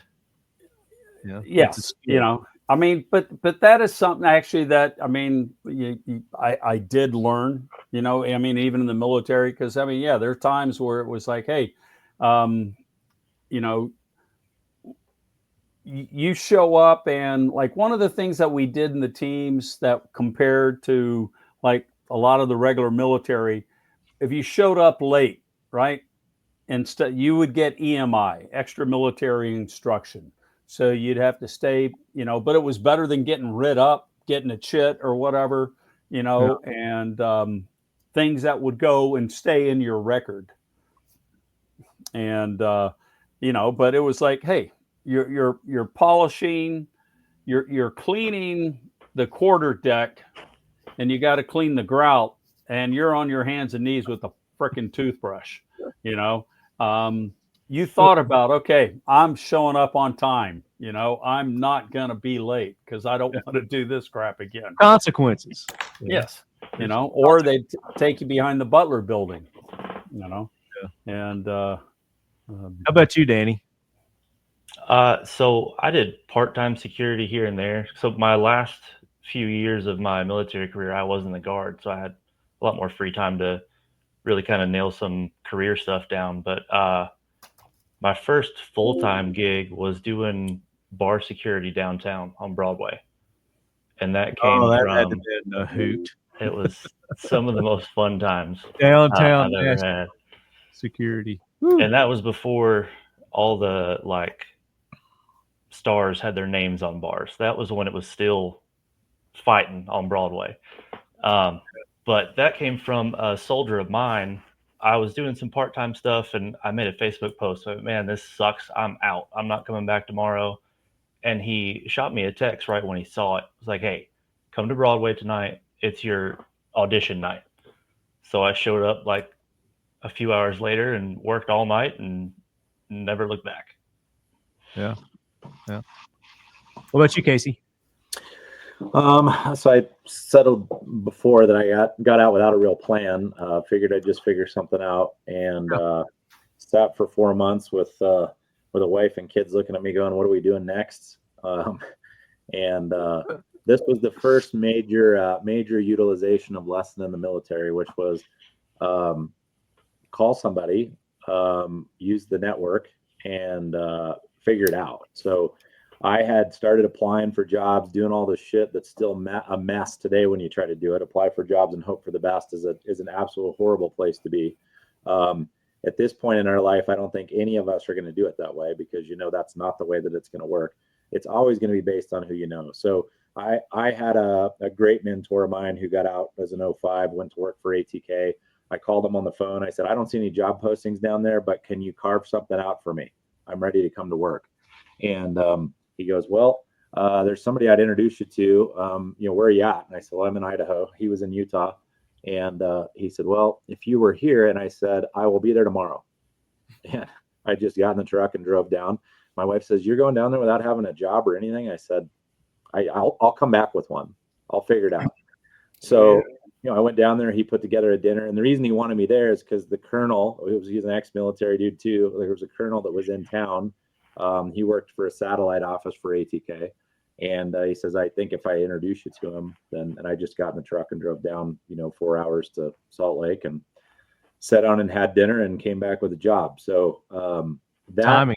Never, ever again did I go into the realm of just apply for a job and hope for the best. If you needed to make a change, it was always a move based on who do I know now that I can call and figure something out. So leveraging your current position to keep moving up. That was very much a military thing. I wouldn't have got that from college. I wouldn't have got that from going to a standard job and working. I may have figured it out at some point, but I wouldn't have known that. I wouldn't have had that approach to it. And it's probably the biggest thing that when people say, well, what's your biggest piece of advice? I go, it's build a network of people that you know and trust, and leverage that network, because and be willing to help people out too when they call you, because that's the give and take of our situation. Right. So there. I spend a lot of time just trying to help other people, because that stuff comes back around, and you never know when you're going to need to call them and say, hey, I need a favor, and they're there. So it's that was a military thing, because in the world of a political seized up engine, because the military gets a lot of stuff done, but it isn't the machine that does it, it's the people that do it. And a lot of times you got to figure it the fuck out, and you go around this corner and you work through this loophole and you call this person and you figure out how to get the mission done, because it's not as easy as going from point A to point B ever. There's always blockades and politics and bullshit in the way. And when you get out, the civilian world's not really ready for you to take that mentality either. So kind of what Dwight was saying, when you go direct and let's get the fucking job done and break down whatever wall you have to get there, they don't take very kindly to that in the corporate world, which is why I didn't really mix there. But true that. But yeah, I went to work for ATK, doing a lot of what I did on the military side in project management and in the missile space. And I was there for a very short time before I transitioned into ATK on the sporting side and started into international sales, and have pretty much been tied to the outdoor industry ever since. Very cool. How about you, Brian? Well, if I told you, my last job was that job that, I told you the story about the money. Right. I did that job for a couple years, and I was just going literally back and forth between those three places. But during that time, again, so the laboratory would send that money down to a contractor to execute it. And the contractor would build this thing that the forces needed, but nobody in the contractor's engineering shop wanted to go to Afghanistan. So, but we needed somebody to take the thing, right? I could do it, but I couldn't sit in one place long for a year and train guys and do that kind of stuff, right? So I would go with them on the first time. So I said, well, I know a guy, he just got out. Call this guy, pay him this much. he'll go over and he'll, be your product guy in Afghanistan for this product, right? He'll train the soldiers, he'll take it out on missions with them and shit like that. So, I ended up doing this for like 6 or 7 things. And I was getting jobs for guys that were getting out and stuff like that. And it worked really nice, right? But then the company had never deployed somebody before. So they said to me, well, hey, how do I do this? So I said, I'm in uniform and I'm literally getting their guy through the deployment checklist as a contractor to go to Afghanistan, right? Because I just want the mission to succeed, right? And then they're like, well, how do I take care of him while he's there? And how do I redeploy him? Like, they didn't know how to do anything. So I ended up just taking all that over for all these companies because none of them knew how to do it. So I'm sitting in Afghanistan and in Kabul at the time, and I get a phone call at like 2 a.m. And it's my branch manager in the officer world. And he says, well, since you've been taking a knee for the last couple of years, relaxing, we're going to send you to Afghanistan on a tasker, a Y tasker, which is like a warm body tasker, not with a unit, just like, hey, there's a slot for a major and you're going to fill it. Right. And I'm like, yeah, no. Right. I'm like, first of all, I'm in Kabul. Like, it turns out they hadn't been recording all my time. Right. Which didn't surprise me. But so they had no clue that I had been going back and forth there for the last couple of years. And so long story short, and why I'm bringing this all up is I made the plan when I was getting out. So when that guy called me and said he was going to send me there, like, that was my bell, right? It was like, it's time. Right. And I went home and told my wife, and I said, look, here's what I'm thinking about doing. I said, when I leave this job, no matter if the Army moves me or if I get out, like, all these companies that I'm dealing with these people for as a green suitor, like, they are not going to know how to do this. So I went to the legal in my lab and I said, hey, I'm thinking about, getting out, and I'm going to keep doing these services for these companies. I'll just do it in the private sector. And he said to me, well, do you direct the money? I was like, no. He's like, do you direct the contracts? No. He's like, you're fine. Go do it. I'm like, okay. So I went to all those companies and said, hey, look, I'm getting out. Like, you can do this yourself. I'm not saying you have to use me. Don't think it doesn't affect your contract. There's nothing, there's no like binding, but if you want me to keep doing this for you, I'll keep doing this and I'll manage this stuff for you. And they're like, absolutely. Every one of them. Absolutely. Do it. Right. So I used my terminal leave to build my plan. Right. And the only way it worked was terminal leave. I had 90 days of terminal leave saved up. Plus they give you a little extra at the end for house hunting and stuff like that. And I got out the first day I got out, and I started immediately on the business, setting up the business, doing all the things. And I would have never been able to make it had I not had those 90 days of transition time, right? Because I needed the money. Like, I was living, like most guys are, right? We didn't have that kind of money. I had kids, new kids, stuff like that. So that 90 some days allowed me to survive until I started doing things that I could make money, right? Now, here's another lesson. It never works out how you think it's gonna. It always costs more. It always takes longer, right? So at some point, when I was supposed to have gotten paid back already, I had to go sell my wife's minivan, right? I'll never forget her face. Like, we had paid it off when I left the military. It's kind of her security blanket. Like, okay, at least I got a car, and we got, I got it. And I had to go sell it so I could get enough cash to pay payroll, right? I had just one guy, but I had to pay his salary, right? Like, and I hadn't gotten paid back from somebody else yet. And,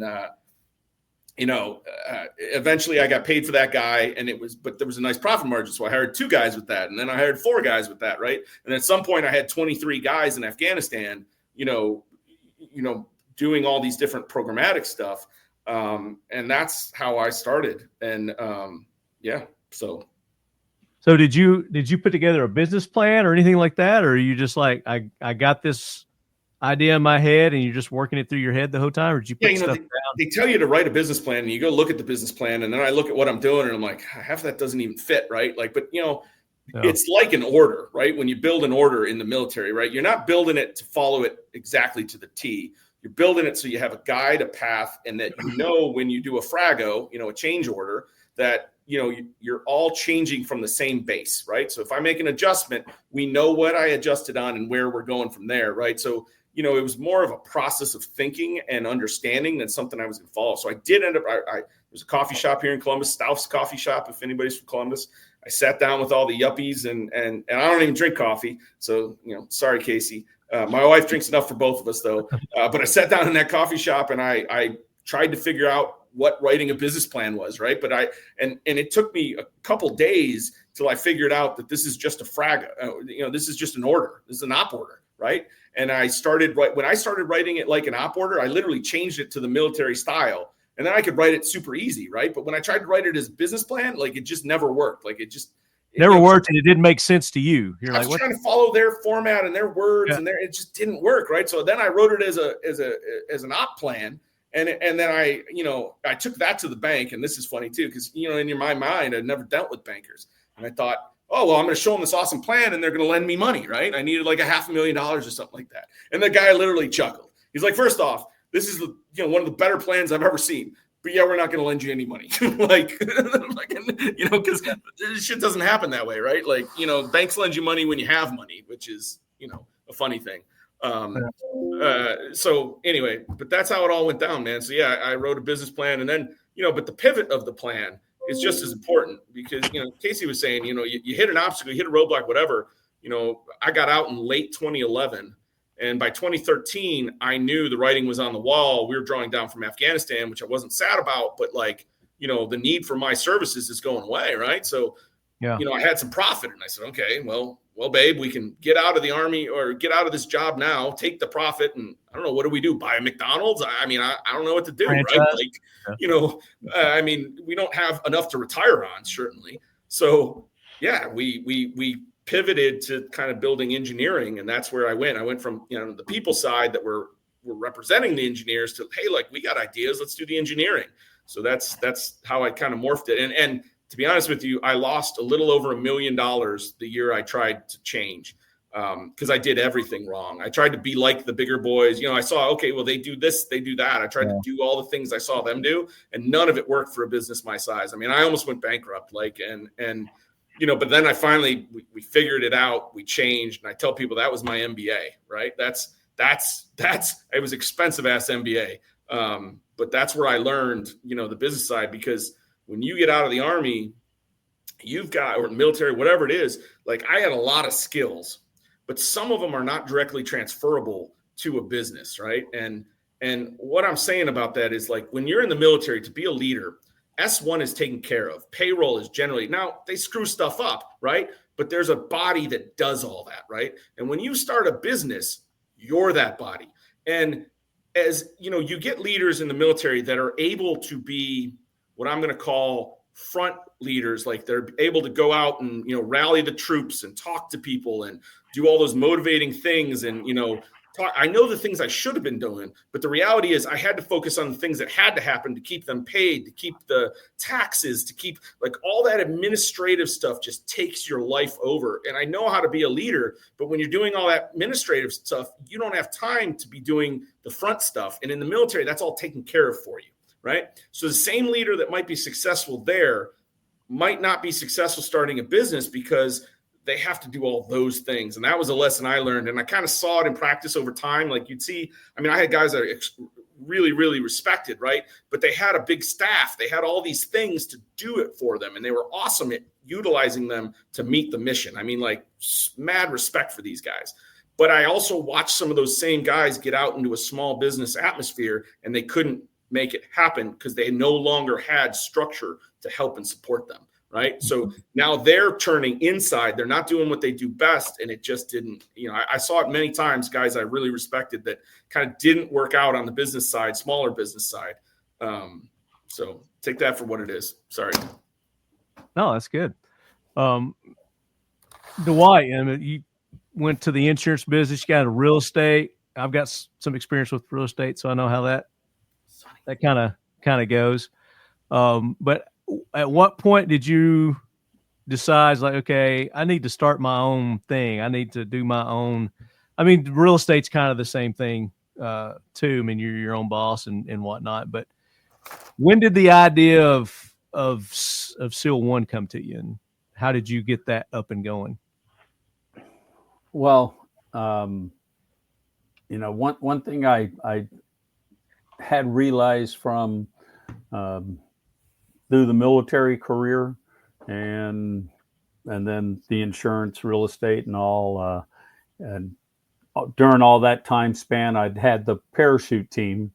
So, we were probably doing still 15 shows a year plus, so traveling and doing that mainly on the weekends. So you're running that thing, but I just knew that I needed to. Corporate wasn't for me. I needed a job where, I had to do it myself, because working for people has just never been my forte. I guess, but like what Brian was saying, it was, in the military, you've got, personnel. So your leave, your pay, everything's being taken care of there. Then you start your own company, and I've been doing a lot of that. Especially when we first started, was the admin, administrative stuff. Yeah, trying to figure that out. Yeah, and you still are, and tell you the truth, like when the Seal 1, when it came to me, if I'd have known how many lubricants really were on the market, I'm not sure I would have done it. And I'll put ours against any out there. But it's still, it takes money, to get the name. We're coming up on finishing 14 years in a couple of months, and we still are an unknown. So that's kind of one of the hard things. And, it's been an expensive lesson, Yeah. This has been my, MBA, PhD, also. What you did was you were in the military for 20 years, and all this equipment, all these different environments. Did you have this in the back of your mind this whole time of, hey, here's something that not only the military would be useful for the military, for my personal uses when I was there, but this, all the other uses that this product is good for. What was the initial, is like, all right, I've got this idea. When did that idea pop into your head? Okay. Well, I did not develop the formula of Sure. Seal 1. Yeah. Sure. I mean, you're not a chemist. we get that, but you had this idea, is like, there's got to be something better and a better way to do this. And well, when I came across it, that's when it was just like, wow. I mean, what this, what it does. And, now looking back through my career, all the places where this would work, and all the different applications that it could be used for, not just for the firearms industry, but oh, there's a lot of places where it could be being applied and used, and So you ran across the guy who had the formula for this, and he's telling you about it. I'm sure the wheels are turning at this point. You're like, oh, here's all kinds of things this could be useful for. At what point did you like, all right, this is something I've got to get involved with, and I got to be a part of? Well, it was actually kind of pretty soon, right after I had met him and found it, because I'd had an accident, and I'd broken my pelvis and my back, and skydiving. No, actually just jumping off of a rock. You know, Just jumping off a rock. it was a 60-foot rock into the water. You know, Was it one of those? Hey, watch this. No, I was following up my son-in-law and a couple of my kids and all, and you know, last thing my wife had said when we were going out, because my daughter was what I don't know, six, you know, about 5 months pregnant at the time. And you know, so my wife said, "Don't you drink?" You know, and I was like, "What do you mean, drink too much?" Never. Maybe, you know, once or twice. Yeah. But so I didn't, and actually I jumped, I hit perfectly.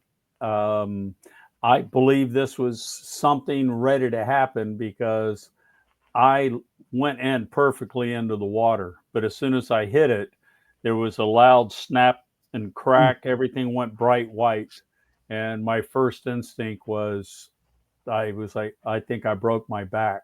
Paralyzed. So, you know, first thing I did was I wiggled my toes. Hey, my toes were wiggling. That's cool. Then I tried moving my legs. My legs wouldn't move. And then at that time, it's like, oh, wait a minute. I'm going deeper into the water. So don't exhale like you normally would when you're going to, you know, just jump in and then come back up. I slowed my descent and then put my hands down to check my legs and everything, and realize that, okay, my toes are moving, my legs are not, but now I just got to get to the surface. But you know, it was like, okay, I knew my back was not broken. I knew my spinal cord was intact, being able to move the toes. Talk about training helping you, though. Oh yeah, no, definitely. I was all the military training of being, you know, keeping calm underwater and UDT. Yeah, you know, just, you know, not freaking out there, but doing a self triage on yourself, and, you know, okay. So this was just from the impact of the water, or did you hit a rock? No, I was the impact of the water. You know, water. How high were you? It was about 55, 60 feet. Oh shit. Okay. But, you know, I've had 4 hard landings in my life that I really should not have gotten up and walked away from like I did. You know, I was very fortunate. I've seen guys that hit less hard and, you know, didn't walk away from it. Yeah.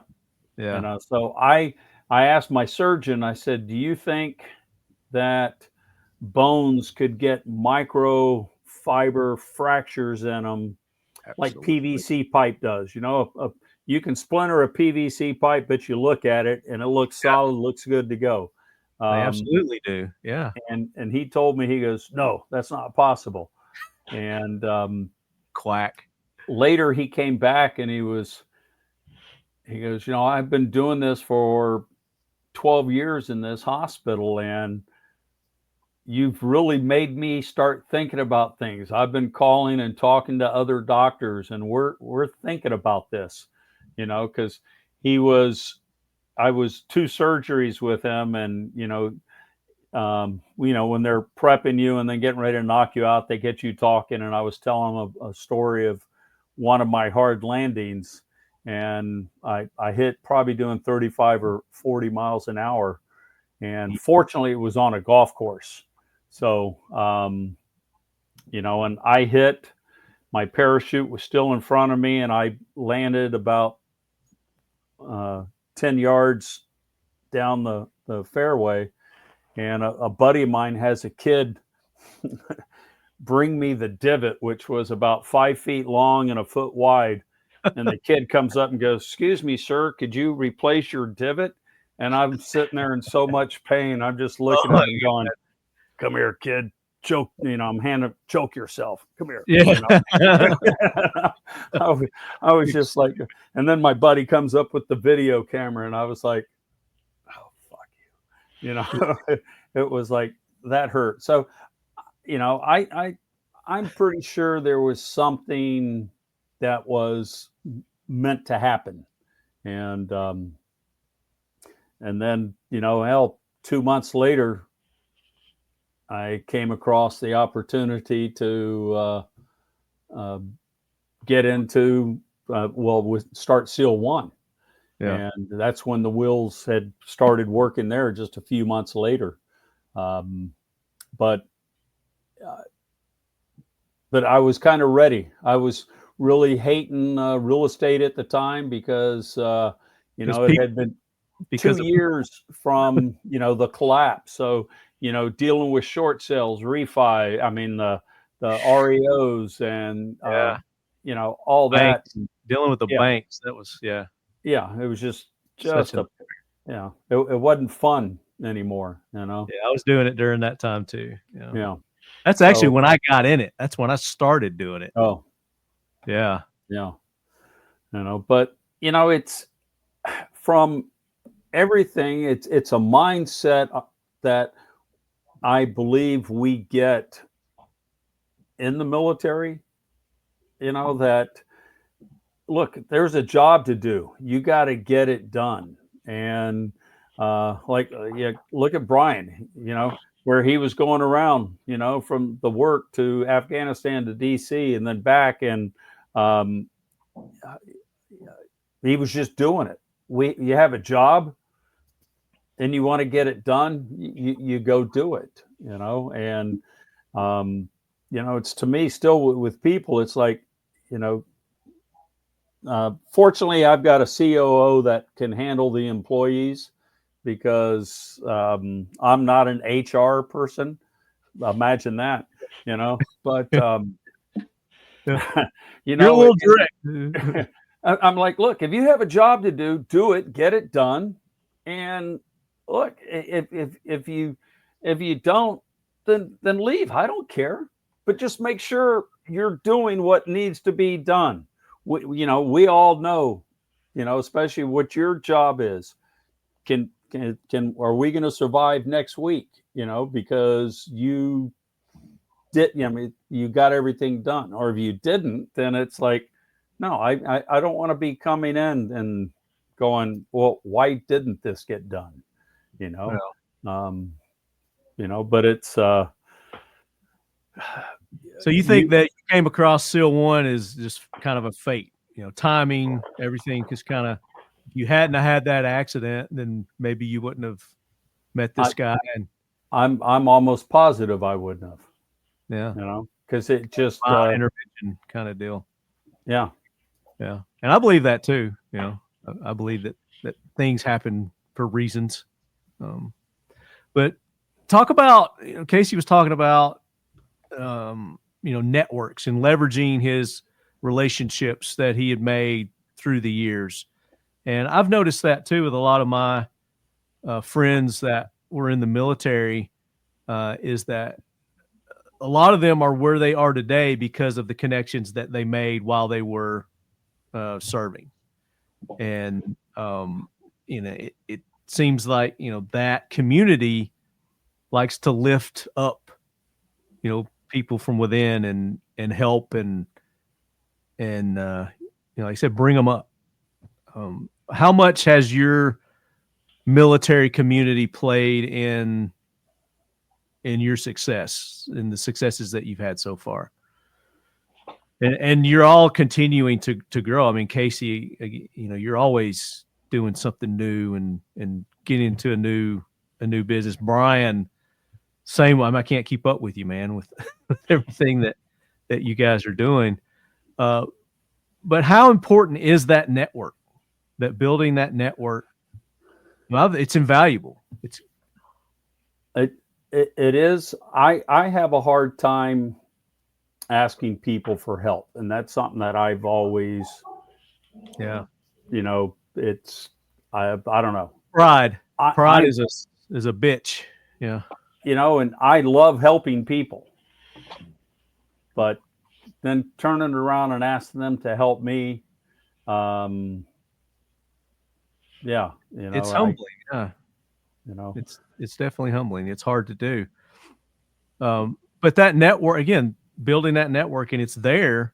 It's just a matter of utilizing it. And Casey, talk about how you've leveraged, and Danny and Brian, talk about how you guys have leveraged your connections within the military industry. Danny, like you mentioned, you got that job on Broadway because you had a buddy who either you served with or Yeah, he was actually one of my soldiers. I was his squad leader for a long time, and it just happened to where we weren't in the same unit when I got out, and saw a social media post, was like, man, I got something for you. Yeah. But currently, you took that and you leveraged that experience that you were gaining from the hospitality industry, the personal protection industry, and you started your own business. You started right. Horse Ballistic, which is fairly new. It's a new company. You guys are next month will be a year for us. But I don't even think it's specifically the community that you were in while you were in. It can be outside sources as well, because a lot of the guys that I deal with now that have helped me with the Warhorse stuff and the private security stuff are prior service members and not even guys that I served with. So I think that community is still a part of it, even if it's not necessarily the people that you were in with. Sure. It's still a community. I mean, even if you guys didn't serve together, you still have that connection of right. Yeah, there's a twofold thing there for sure. That's exactly where I was going to go with this answer, was that you have the initial, you get out and you have people that you knew that you served with, and that's kind of your immediate network because that's just who you know. But you very quickly realize that anybody who's gone through the service thing in any branch of service, it doesn't matter to them at that point. That family grows instantly. To Dwight's initial point he made, that was, we all make fun of each other and beat up on each other, and it's natural. But the second it's time to face something, everybody's on the same team and doesn't have to think about it. And soon as that was the next lesson, the first lesson was leverage the network to make things happen. The second one was the network's way bigger than you realized, because now it's everybody. Right. It doesn't matter if it's an Army guy, an Air Force guy, a Navy guy. It doesn't matter. You have the full network to pull from. Yesterday, I was sitting at my table. I was doing a live video. I had realized that somebody I'd been talking to was like 20 minutes down the road on some business stuff. He's an Army vet. I don't know him. I'd never met him. In fact, I don't even know his last name right now. Yesterday, he walked in the front door of my house while I was doing the meeting and sat down, and we just, jumped into a topic and a thing, working on a business meeting without ever knowing each other, because we speak the same language. And that's the thing that's the secret. I mean, that's the secret sauce in the veteran community that I have figured out. Man, you can leverage that in a lot of ways.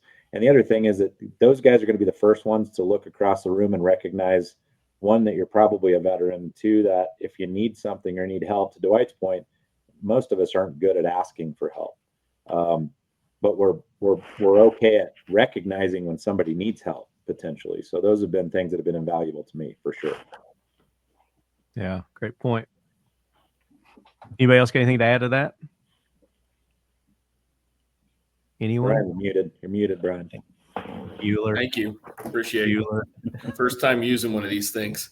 What I'm saying was it's when you have your network, the reason that Danny, and Casey, both you gave stories about, but they also knew who you were, right? Like, these guys didn't. It's not only that you knew them, they knew who you were, and they knew they could count on you and trust you, right? And in the military, you can,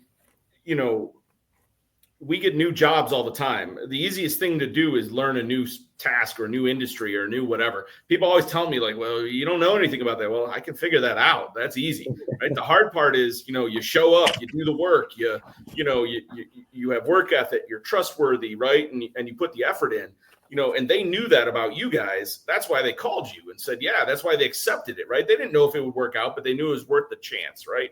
And, and a lot of that comes from places where you don't even know you need a job, right? You might say, why am I doing what I'm doing right now, right? Like, why am I working so hard? Well, that stuff will come back to you, right? I believe in that, right? It's a karma bank, right? Like, people notice, and I know dudes, I literally have a mental list in my head, and yeah, I'd work with that guy anytime, right? Dudes I served with. Yep. If he was around and I had a job, I don't care what the job was, I'd be like, yeah, take the job, right? Like, we'll figure it out.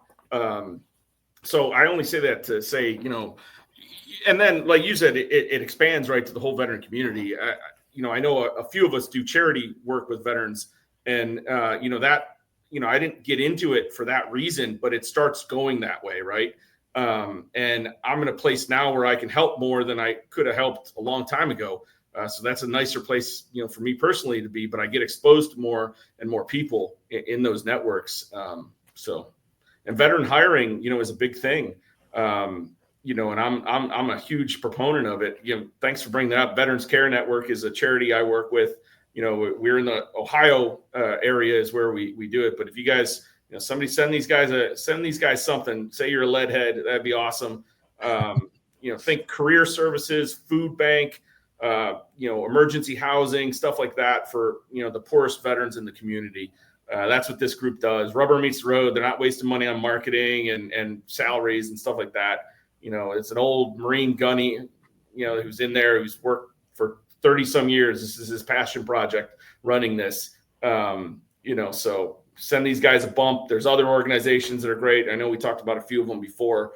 But it's nice to be able to, through that same network, give back a little too. You know what I mean? So that's something that I've kind of noticed also is, especially with a veteran-owned, operated company, is there always seems to be, I'm not going to say always, but most of the times they seem to be tied with a charitable organization, whether it's to do with veterans or children or, some other mentoring.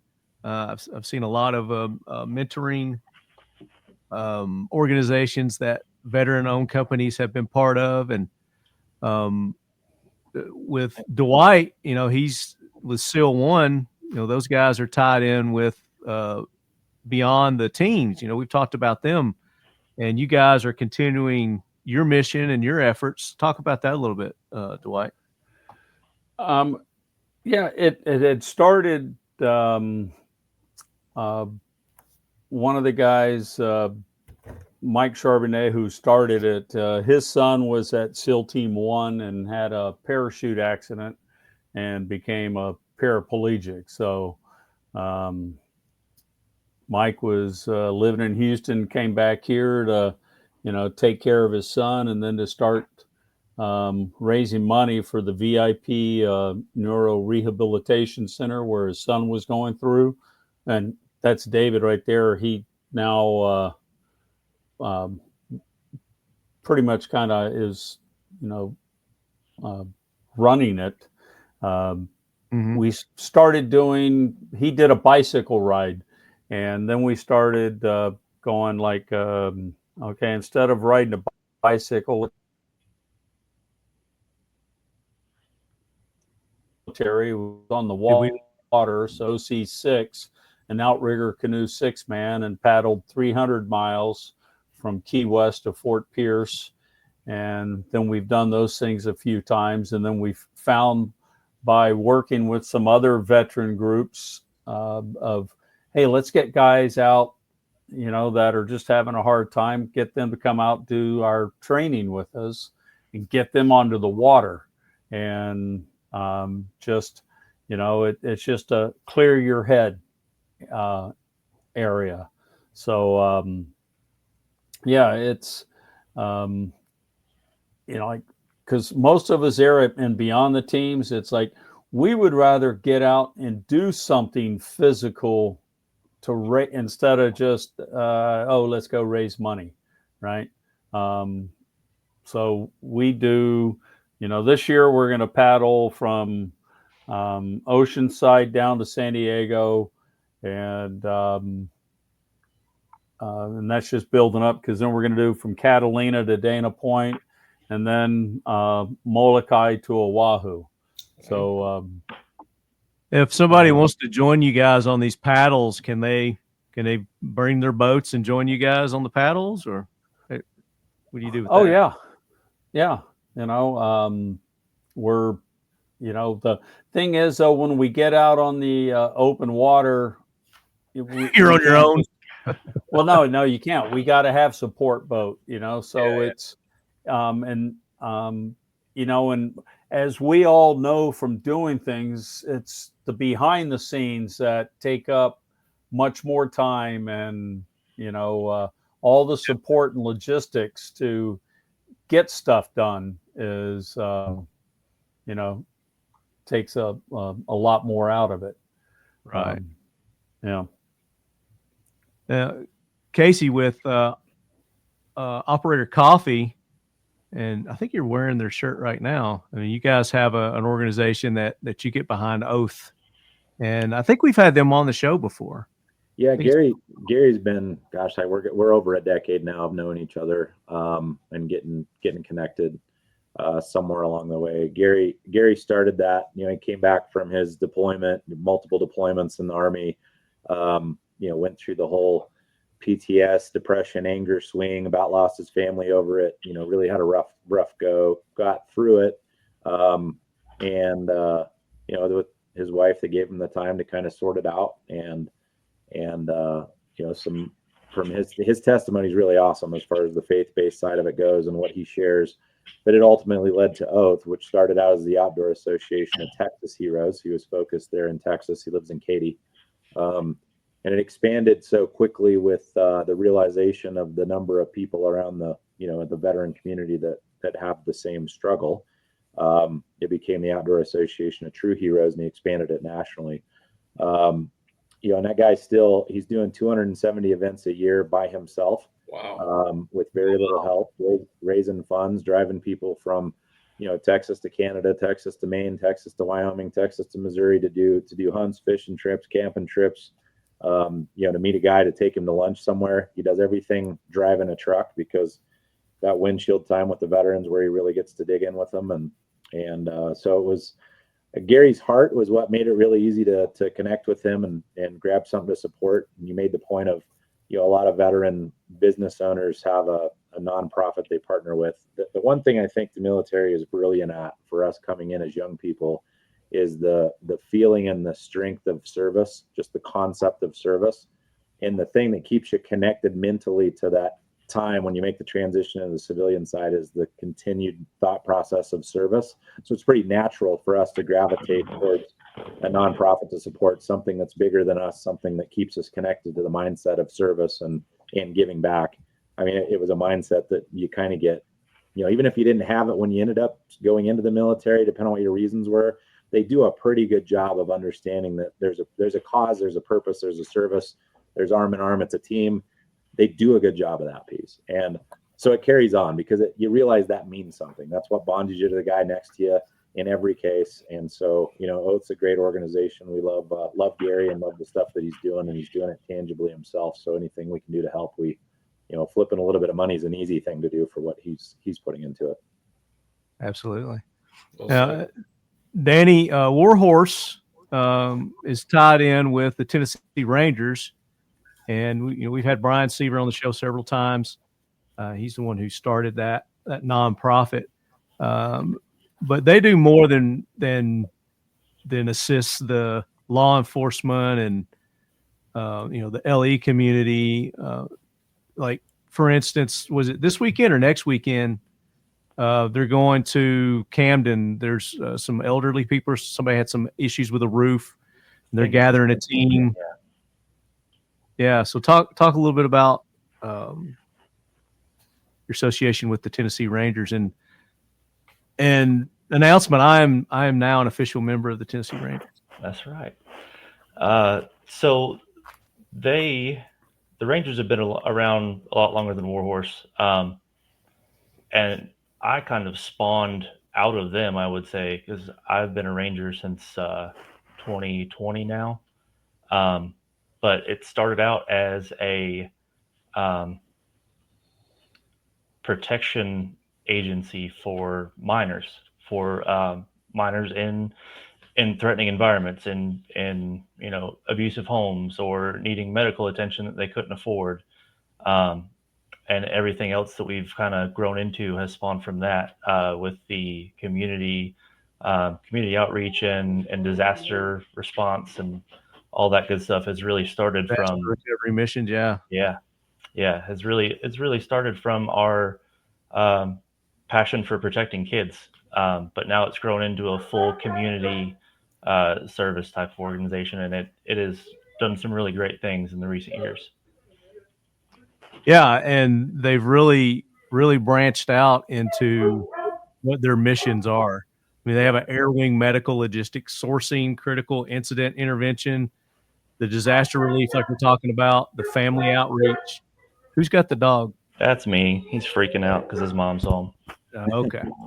The historic site preservation, search and rescue, law enforcement assistance, like I mentioned earlier, community and government services, church security counseling.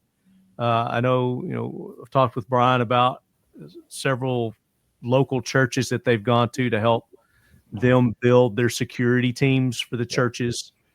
Even schools, going into school, funeral details, helping out with funeral details. Yep. And mounted ranger service. I mean, these guys have boats and planes, and the scale of what this organization can offer the community it was just mind blowing to me, which is why I wanted to get involved and be a part of it. Yeah, we've got everybody from tree trimmers to ex-SF guys, and we can do it all. Tree trimmers to roof fixers to to scuba divers to helicopter pilots, everything. Mounted horses, got everything. Yeah. And there's guys like me that are just in the middle hanging out, waiting for something to happen to help out with. That's me. I'm just the blunt tool. Tell me what to do. Aim me that way. But happy to do it and proud to be a part of it. So I made a post on social media, and I apologize. It was a late post, so I don't think we've gotten a whole lot of interaction with it. But I'm going to go to that post now. And let's make sure we've covered all our listener questions here for this. And while I'm doing that, if there's some points that you guys want to talk about for transitioning your military experience to your business success, feel free. Well, I do want to say that when I went to my wife when I was going to start that company. We had, we didn't have a lot of money saved up. We didn't come from money. We didn't have, so I'm telling her, hey, I'm going to go out on my own and get out and not have a job, right? And she was a little nervous about that, and I was too, deep down. But I also told her, well, no one's going to shoot at me, right? I'm not going to get blown up by an IED, right? There's no mortars incoming, right? I'm like, worst thing that can happen is I go bankrupt. Unless it's a BLM group. Yeah. But that's the worst thing that can happen is I go bankrupt. Well, we moved all the time in the Army anyway, so we got to move again if I go bankrupt. We're both smart people. We both had college degrees. We were lucky enough to have those. I said, we'll fall back on it and we'll go get jobs if it doesn't work out, right? But and somebody else said it, and the things that some people get spun up about, I don't get spun up about, right? And it's because, well, I've seen a lot of crazy stuff, and I don't mean that to be, but just like, okay, that one's not going to raise my blood pressure or make me worry, right? Because it's not, it's not great, but it's, there's a lot worse things that could happen, right? We're still relatively got everything we need. So, I keep that in mind. And a veteran, I got some perspective on that, right? That some other folks might not have gotten. And that was helpful to me when I started up because, it let me just kind of go after what I wanted with less fear. Good point.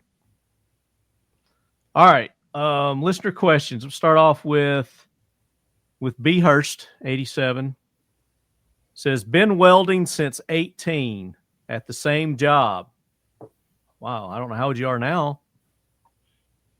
19?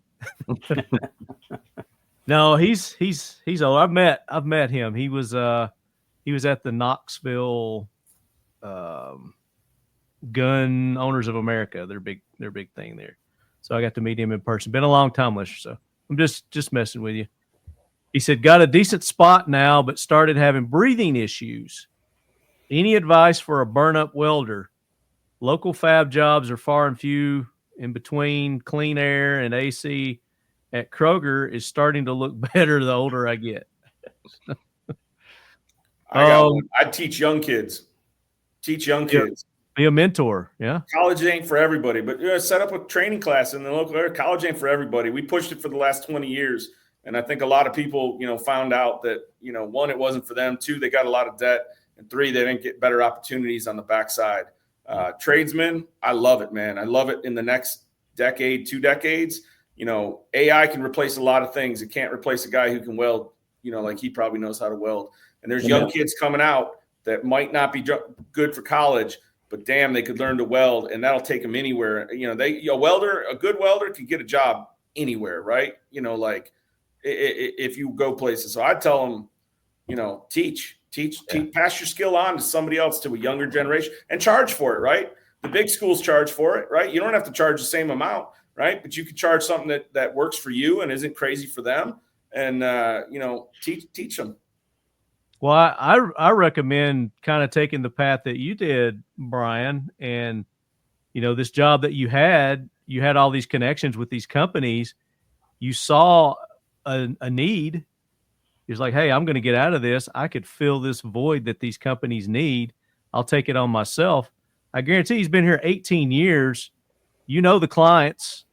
Start your own welding business. Go out, start your own business. Throw the mentoring in.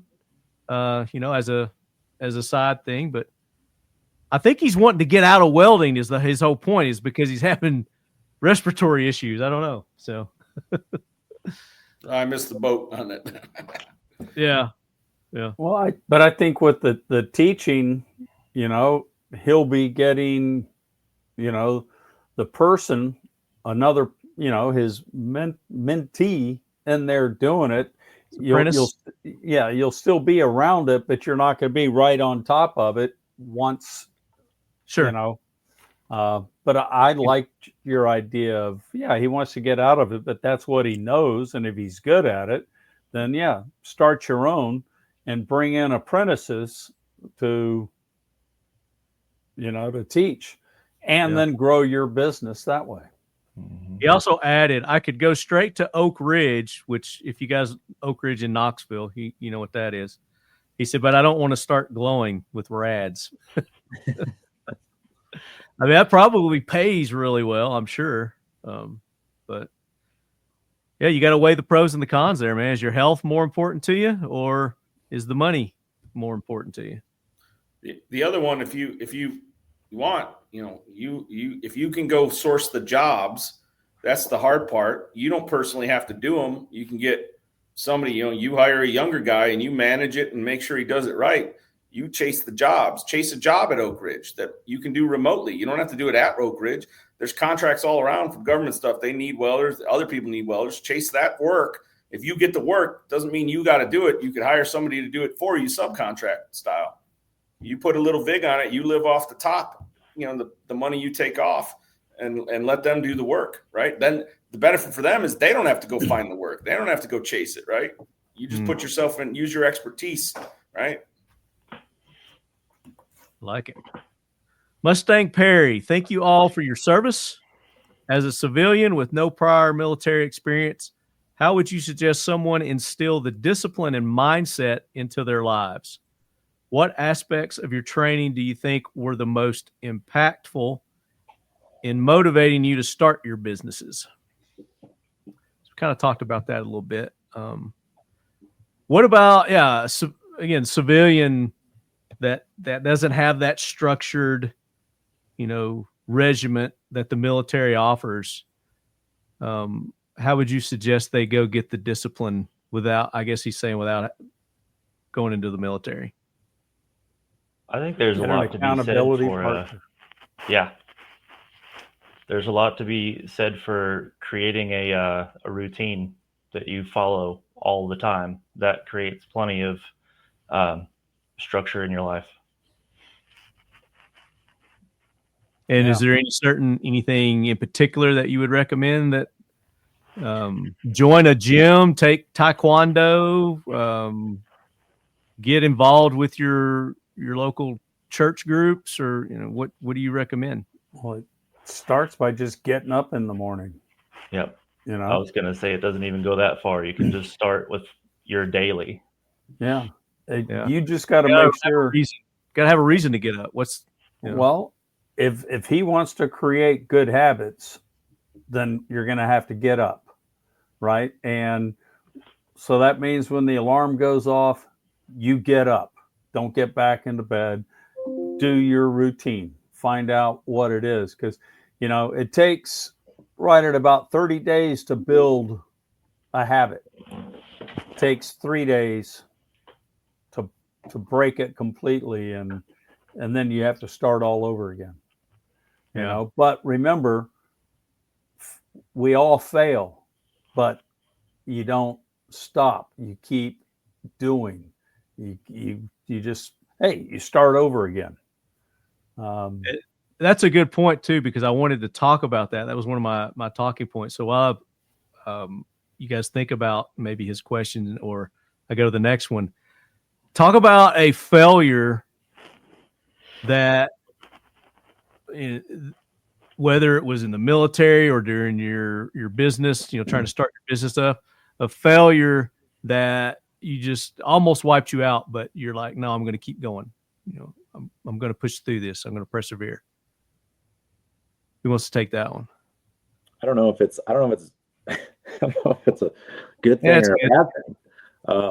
Sometimes it's a bad thing, I guess. The unwillingness to quit. Sometimes you look back on it and go, shit, maybe I should have quit. I should have let go a little sooner. Yeah. I should have done something else and not been so stubborn about it.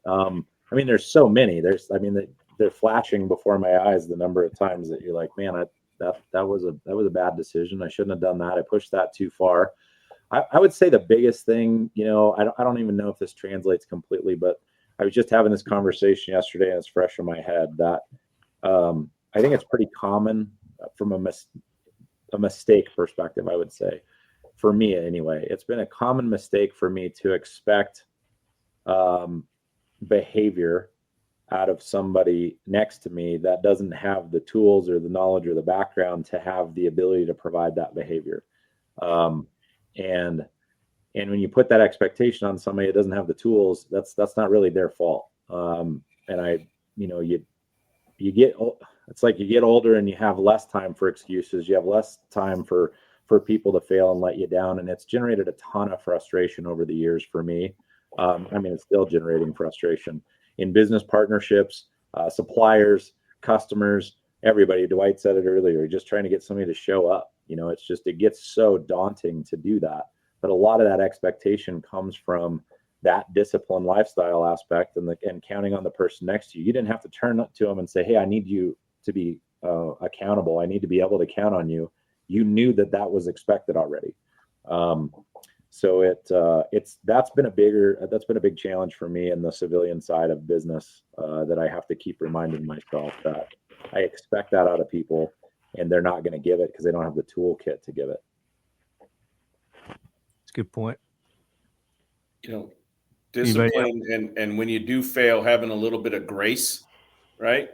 Or a lot of it. Yeah. To be able to say, okay, I heard, I think it was Federer who said it. I watched this thing and he was basically saying, the people succeed at tennis or any kind of thing like that. They're the ones that realize, when I screwed something up, it's just a point, right? It's not the whole game. It's not the whole match. It's 1 point. And if I dwell on it, it's going to affect my chances at the next one, right? Mm-hmm. If I just move on, log it, realize it, move on, right? It's a point, right? So, there's a whole game, there's a whole match, there's a whole career, right? Like, so when you do, I screwed some shit up this morning.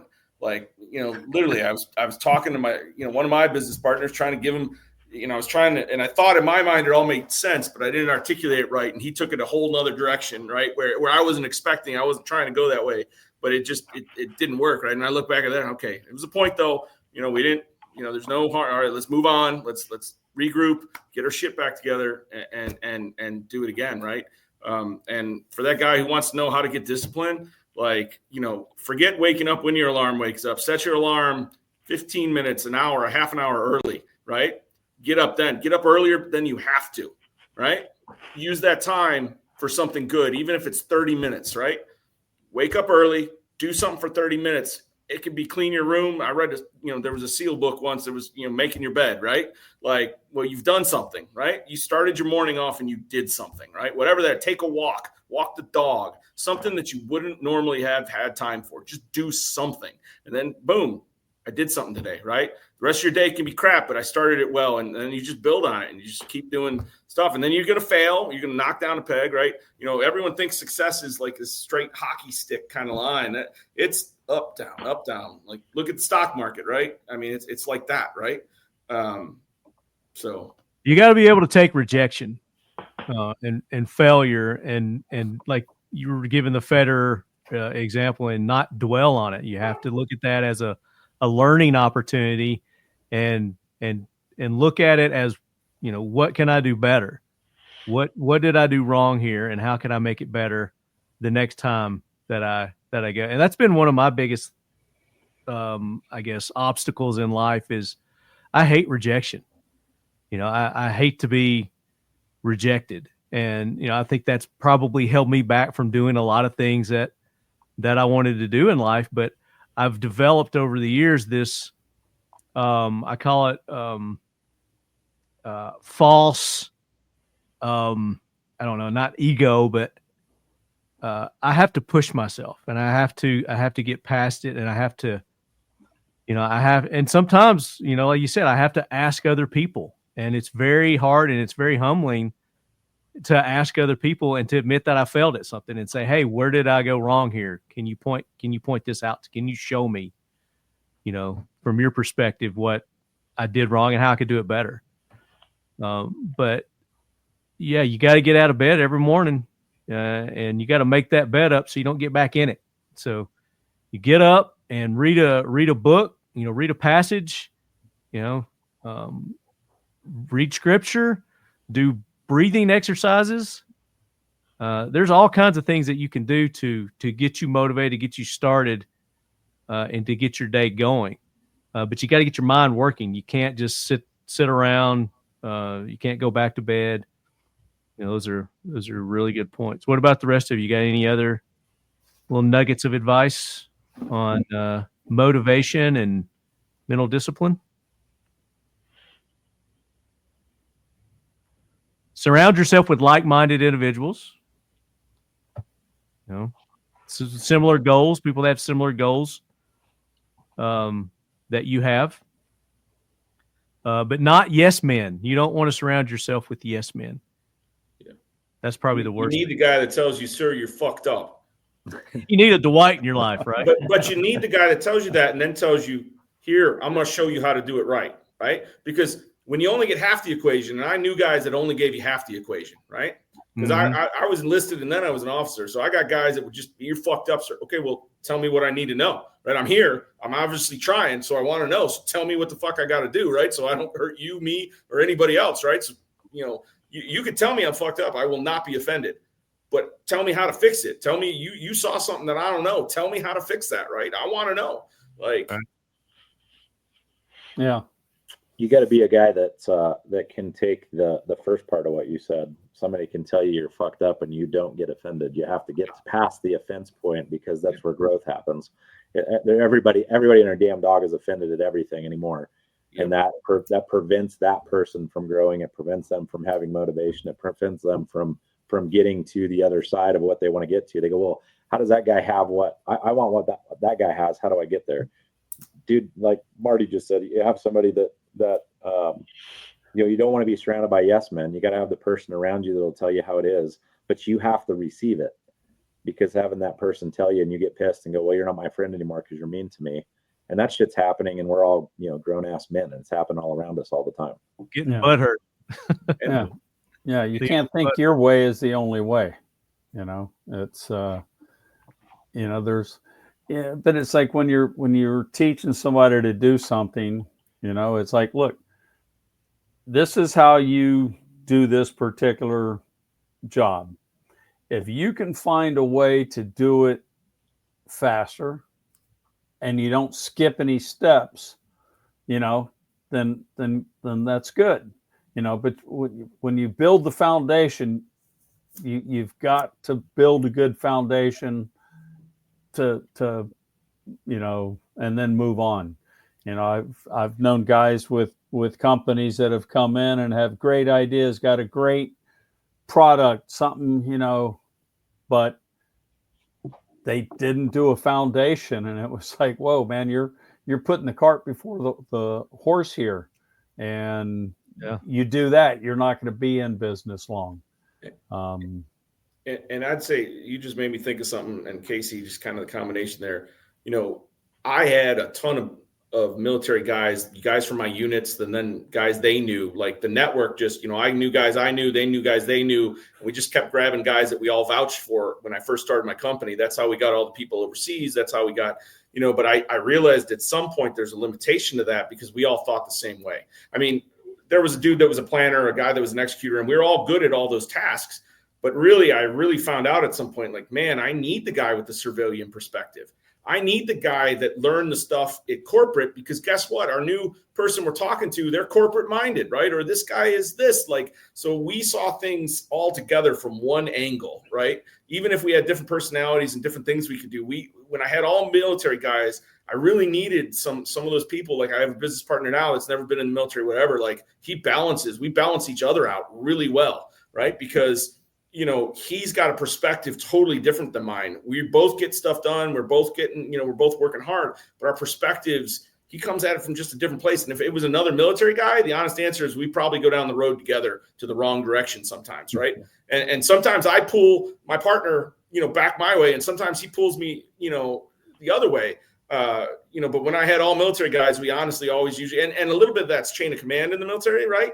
You get, somebody told me this, I told them what I thought. Well, we still made this choice. Everybody gets online and keeps moving, right? And I think a little bit of that, you need that, a little bit of break in that, right? So I would tell you, military guys are great. Don't, those civilian guys, they've got stuff that you got blind spots and they can help. Sometimes you got to step outside your box to get the full perspective. Yeah. Get that person that lives outside your box, right? Yeah.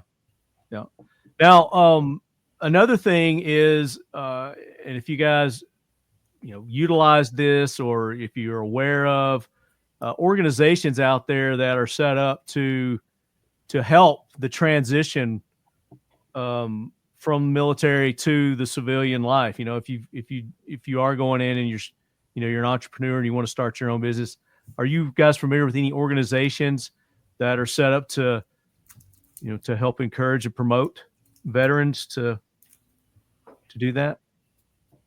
I didn't do a Google search or anything like that. I mean, I'm probably the time doing that. I mean, that's kind of what the Alliance ended up morphing into over time, was a lot of transitional people that come out of service. They have an idea. The idea is generally a decent idea, not always, but a lot of times they come out with ideas. They see a gap, they see a hole, and they want to do it. They have the drive. They have the gumption, they have the discipline, they have all the things that it take. If you don't have the military side, it takes a long time to learn those things by getting smashed in business for years. But we kind of get that on the military side. So you got all these tools to work with that are really great tools. What they don't have is they don't have the I don't know where my supply chain comes from. I don't know where I don't know how marketing should work. I don't know how to price my product. I don't, or my service. I don't know how to do those things or who to connect to. They don't have the civilian side of the network. And so where we keep getting pulled to is, let's try to reduce the learning curve for the person in the transitional category. And so we do a lot of that. The challenge in being that deal is, what I've had to accept over time is, it's not really a monetization approach for us. Don't dig too far into that. It's in rework right now. Okay. The first page is a good one. Anyway, that's become kind of the service piece from our standpoint, to just dig in with people and help them through that, because as they start to find success, a lot of times what it becomes, where the monetization piece comes, is we'll help you move your product and get it to the shelf. We can build that into the pricing structure, or we can help you with your service, or we'll connect, or we'll just make an introduction. A lot of times we're making introductions. So that's what that's evolved into in a lot of cases for us. And there's a challenge to monetize that transition. And so we've just kind of said, well, that's going to be a part of our give back into the young business community for people coming out of service. And that will come back around in one way or the other with somebody that they meet. Again, that you got to be willing to give and serve and not expect anything for it and know that it's going to come back around. It's just got to happen that way. So we do a lot of that. So if there's people out there that are looking for that, if nothing else, we'll try to find somebody that we introduce them to, depending on what their need is. And give that website. AntariesAlliance.com is the website. I'm just doing a quick Google here because I failed in my duties prior to the show. Looks like U.S. Department of Labor.gov Transition Assistance Program, U.S. Department of Labor, VA. What's been y'all's The TAPS program is awesome. VA with the VA. VA's come a long way, and I personally think they've done a great job. From where they've moved, there's always problems everywhere, right? There's always going to be, nothing's a perfect system, but I think they take pretty damn good care of the veterans right now. They've come a long way recently. Yeah, in the last years.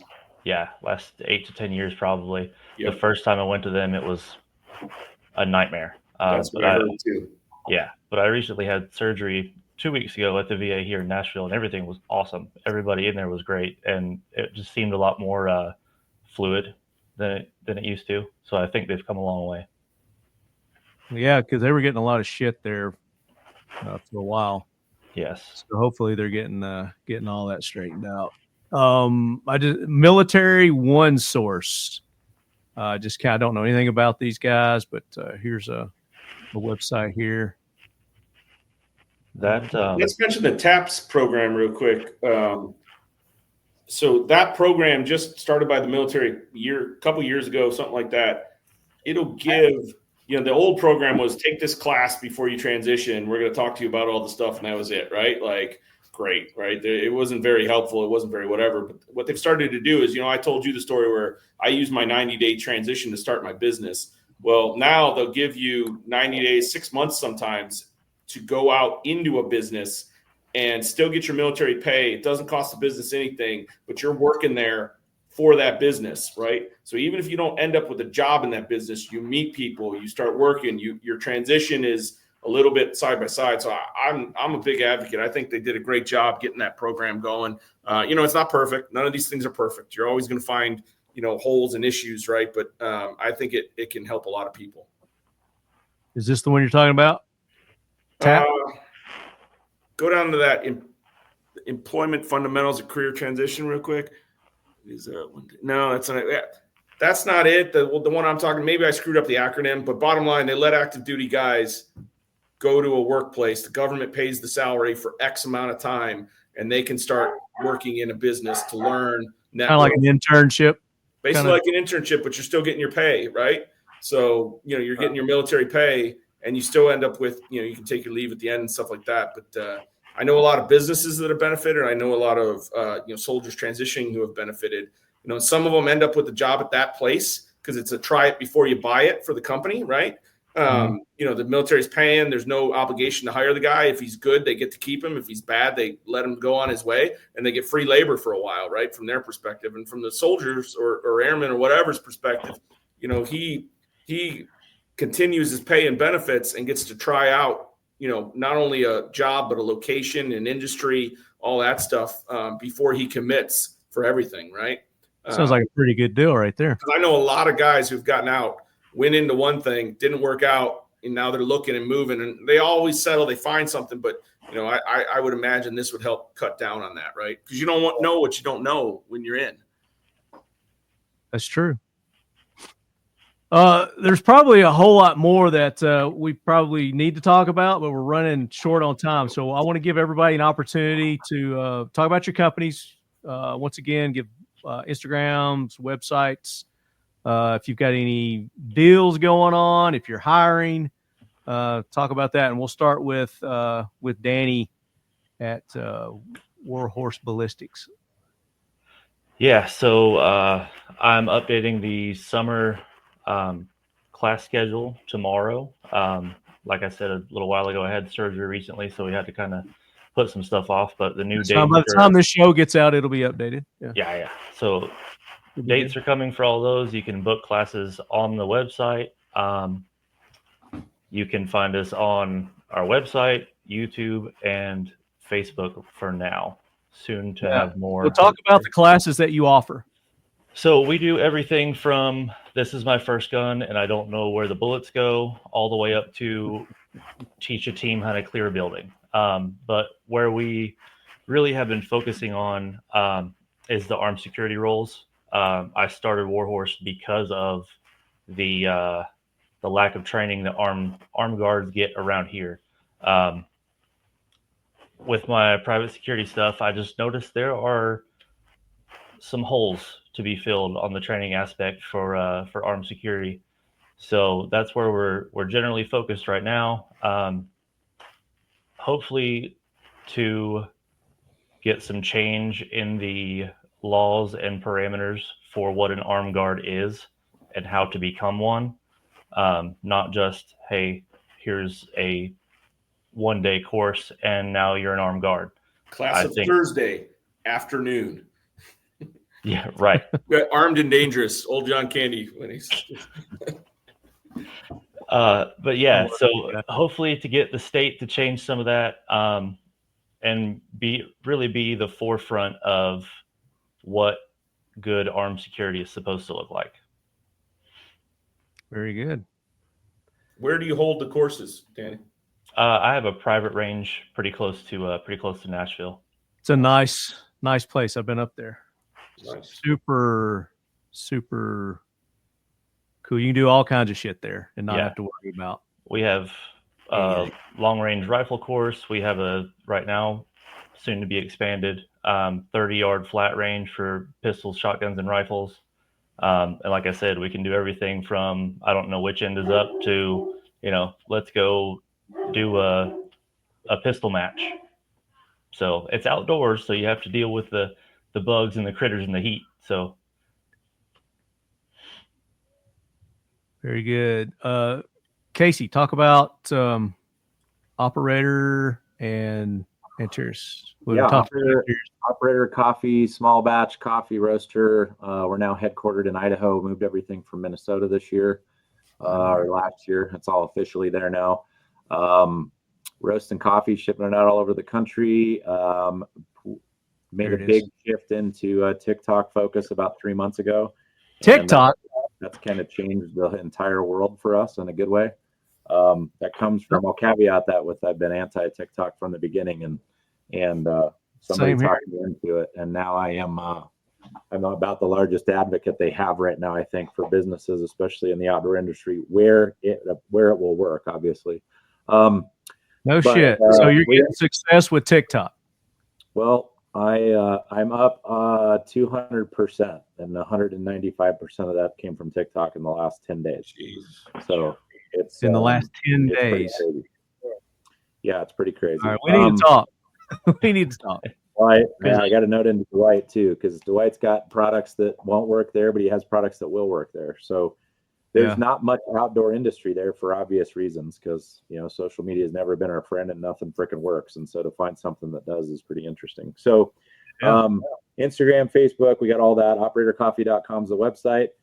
We got lights, darks, mediums, protein creamer. We're one of the few in the world that have that. Now what's a protein creamer? So to think about the reason those things are showing sold out is because they all disappeared on TikTok in a day. And some of that stuff I've had sitting around for 2 years. The protein creamer piece is a lot of people are putting protein in their coffee, but to have a protein creamer that gives you 10 grams of protein and actually melts into the coffee and doesn't, and it's a whey-based protein that's heat stable and doesn't clump up is a super rare product. We had a veteran-owned company that's a formulator out of Utah that actually built that for us. And now we're about to launch a single serve pour over collagen-based protein. That's a complete protein that'll give 20 grams of protein per cup. Wow. So a bunch of cool things coming that are differentiators in our space. a great. Do you have to add it to your coffee, or can you put this in? You can put it in protein shakes. You can do anything you want with it. The only thing it doesn't work great in is like a cold beverage that's not blended, because it will clump up in that. So it's formulated for hot, but it works great in blended also.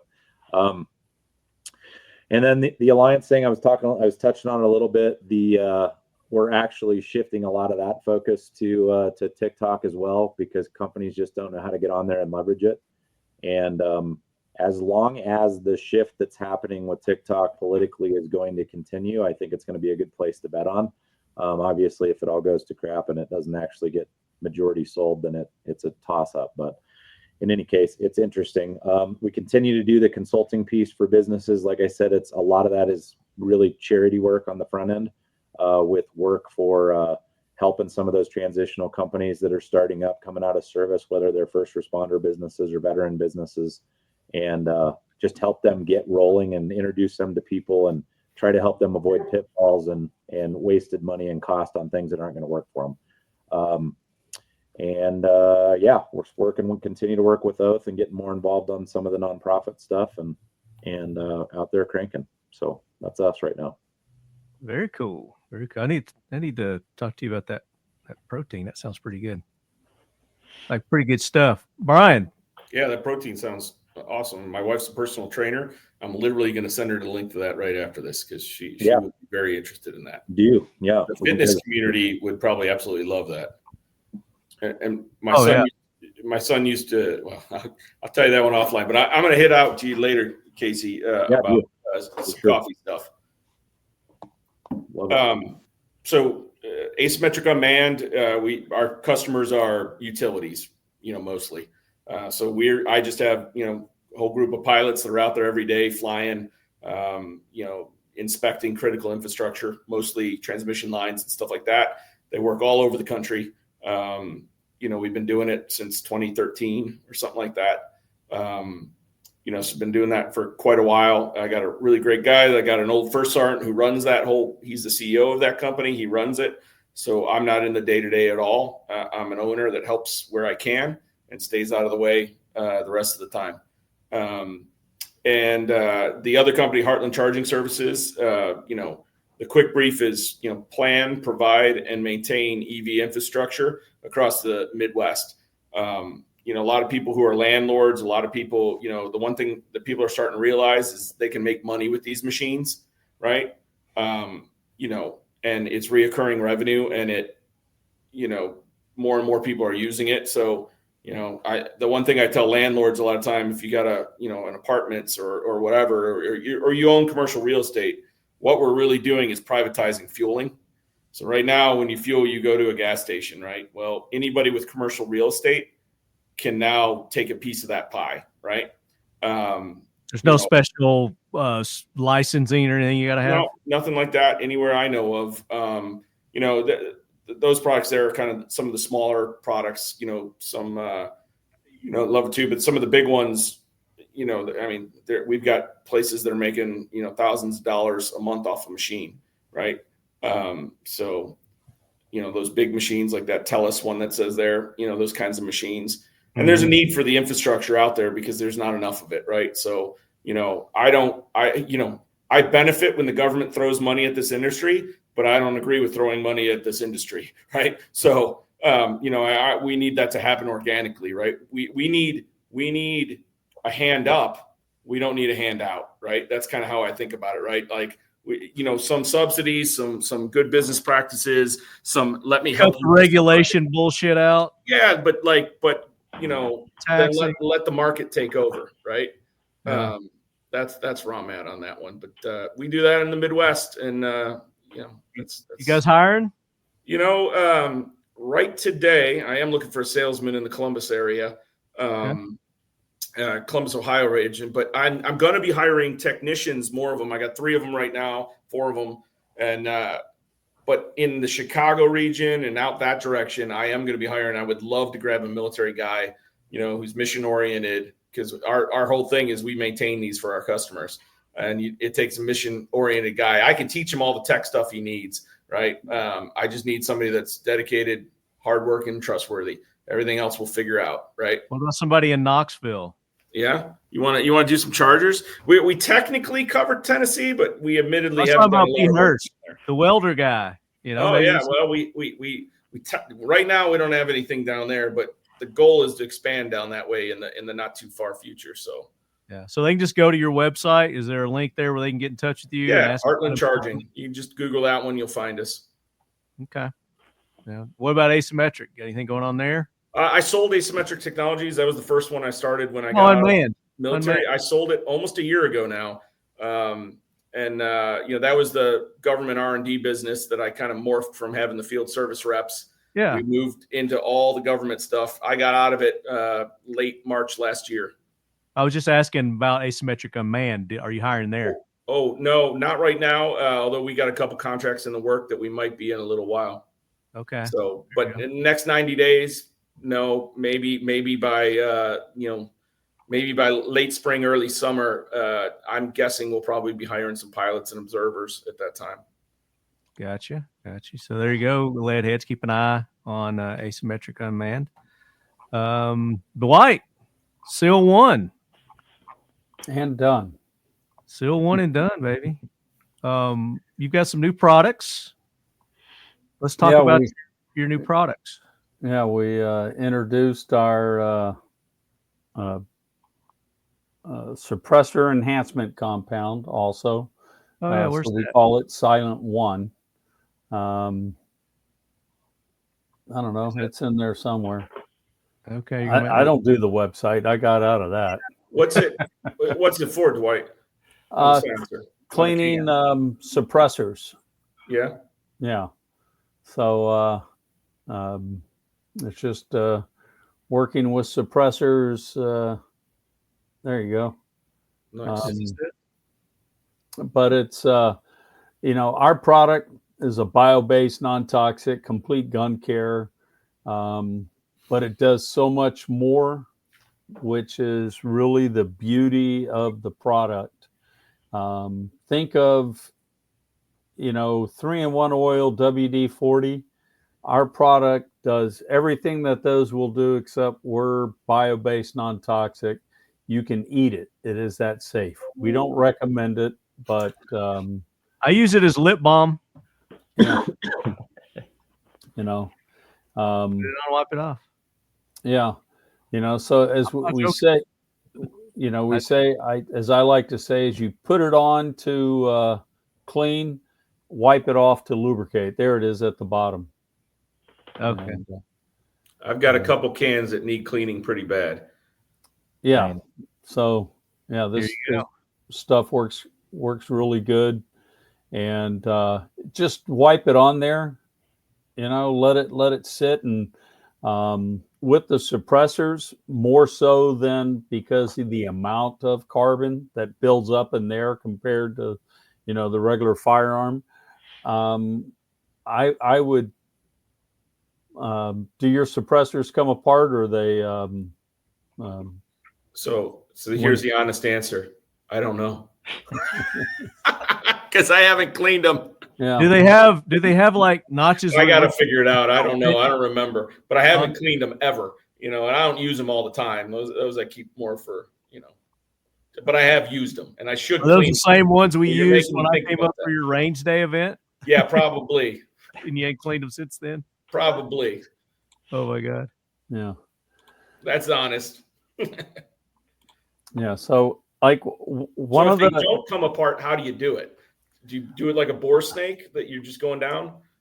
Actually, I've had guys just tell me that they just have taken their suppressor, taken the product, put it onto it, just heat it up with a hair dryer. That a hair dryer gets that metal surprisingly hot, where you're not touching it, but just put it on there and put it in there. And I've had guys tell me that they're like, yeah, I've just left it sitting in there, and then you go shooting and you see all the carbon and crap blowing out of it. And it's like, okay, well, I guess that's one way to do it. But I have a crock pot. I stole my wife's crock pot, but I did buy her a new one before, after I did it. And I just take my firearms, and I've got a little, like a little wire basket to put the parts in, and just let them sit in there and pull it out. So it's like using an ultrasonic cleaner. It's like a redneck solvent tank. How there you go. You put it? How it's just low heat, Dwight? Yes. Yeah. See, I was fucked up, and he taught me what to do. Yeah, and so our product is safe on all metals, plastics, composites, rubber, wood, leather, carbon fiber. I've put it in my transmission, use it in my engine. Knives. It's knives, because it's more of like in the transmission and the engine, it is an additive that you put it on there with. So, if you have metal, something outside that's going to rust, you use this, because we remove rust. We help slow oxidation, door hinges. Before this going stuff on smells a date. good too. I've used it on a couple of dates. Yeah. Poor Tim. You condition your car leather with that, and that smell? Oh my gosh! It's better than new car smell. Well, that's the gun rag that we have, which is new, which is a pre-saturated microfiber cloth. That is awesome on for your dash on the interior. Yeah, doing your steering wheel and dashboard and all that stuff. Yeah. Oh yeah, because that's where I had used on my Expedition on my leather seats, but my new F-150, I just went with the cloth seats. Oh, did you? Yeah. I didn't want all bells and whistles. I can't stand cloth seats.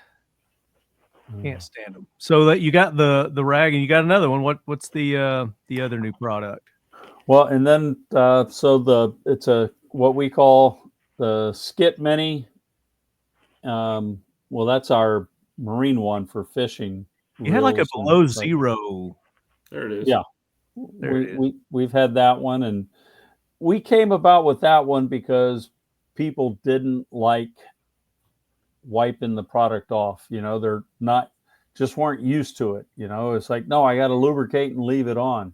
Yeah, they don't follow directions. There you go. Don't have to read directions. Yeah. So this one, you can leave it on there, and you're not going to have to worry about it, freezing and getting hard, because our regular paste and gel, it's cold, but which is why we say if you wipe it all off, you will not have any issues. Our product was in Afghanistan from the winter of 2011 until they pulled out. And matter of fact, a friend of mine when they were pulling out that day, he goes, there was a big pallet, he goes, of Seal 1 there at the Kabul airport from one of the contractors, I guess, had the product there. But that'd have been cool if he got a picture of it. Yeah, he said there was a little more. It was a little busier, too much crap going on, Oh yeah, at that time. Yeah. So you got the Skit Mini. Yeah, it comes with the microfiber cloth, 25 of our double-ended Q-tips. So it's got a round edge, and then the little pointy edge, and those are American-made Q-tips, and then 2 of the nylon tactical brushes. Just adding accessories. Yeah.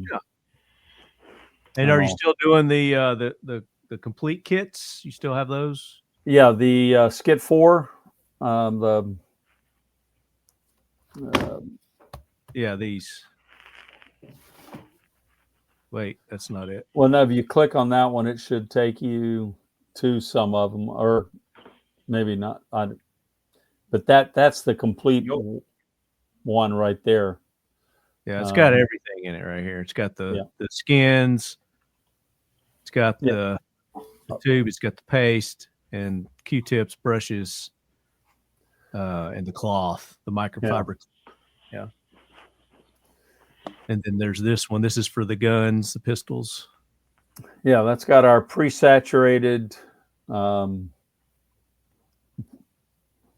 skins, for going down the barrel and everything. The ones right there. Yeah. Yeah. Well, very good. And we're going to give one of these. What are we going to give away today to our participants for the listener questions there? I don't know. Why don't we give away one of the new aerosols? Hold on. I'm going to zoom in on you there. Yeah. So because it comes with the straw also, and they always lose that. Well, that's what. Look at the top there. It's got the little notches. Oh, look at that. So it holds it. Genius. So it'll come attached to it, and then when you're done, you can just pop it on the top. Okay. Right back on top, and it stays right there. Doesn't come off.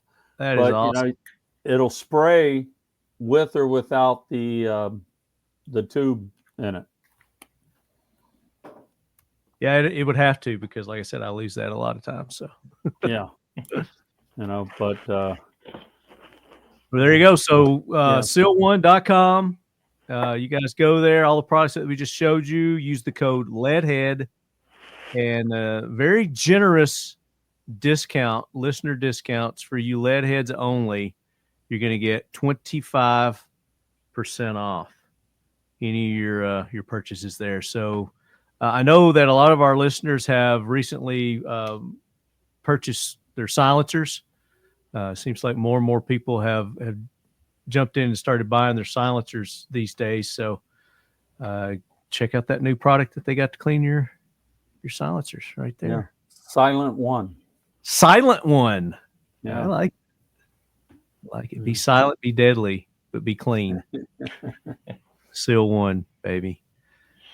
So that does it for this episode. Gentlemen, thank you so much for taking the time to be on. I really appreciate it. Like I said, there's a whole lot more I wanted to get into, but maybe we can do a follow-up to this. Visit their websites, use discount codes, take advantage of sales. If you guys are having any sales coming up, guys, check their websites out. And follow them on their Instagrams, the Facebooks. Give them a like. Let them know you're a lead head. Brian needs to set up his accounts for that. All kinds of stuff. I don't do a lot of social media. I should. I listen to you, Casey, there. I listen to you.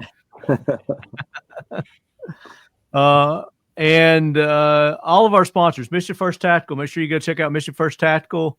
I was going to say, you're using a basket.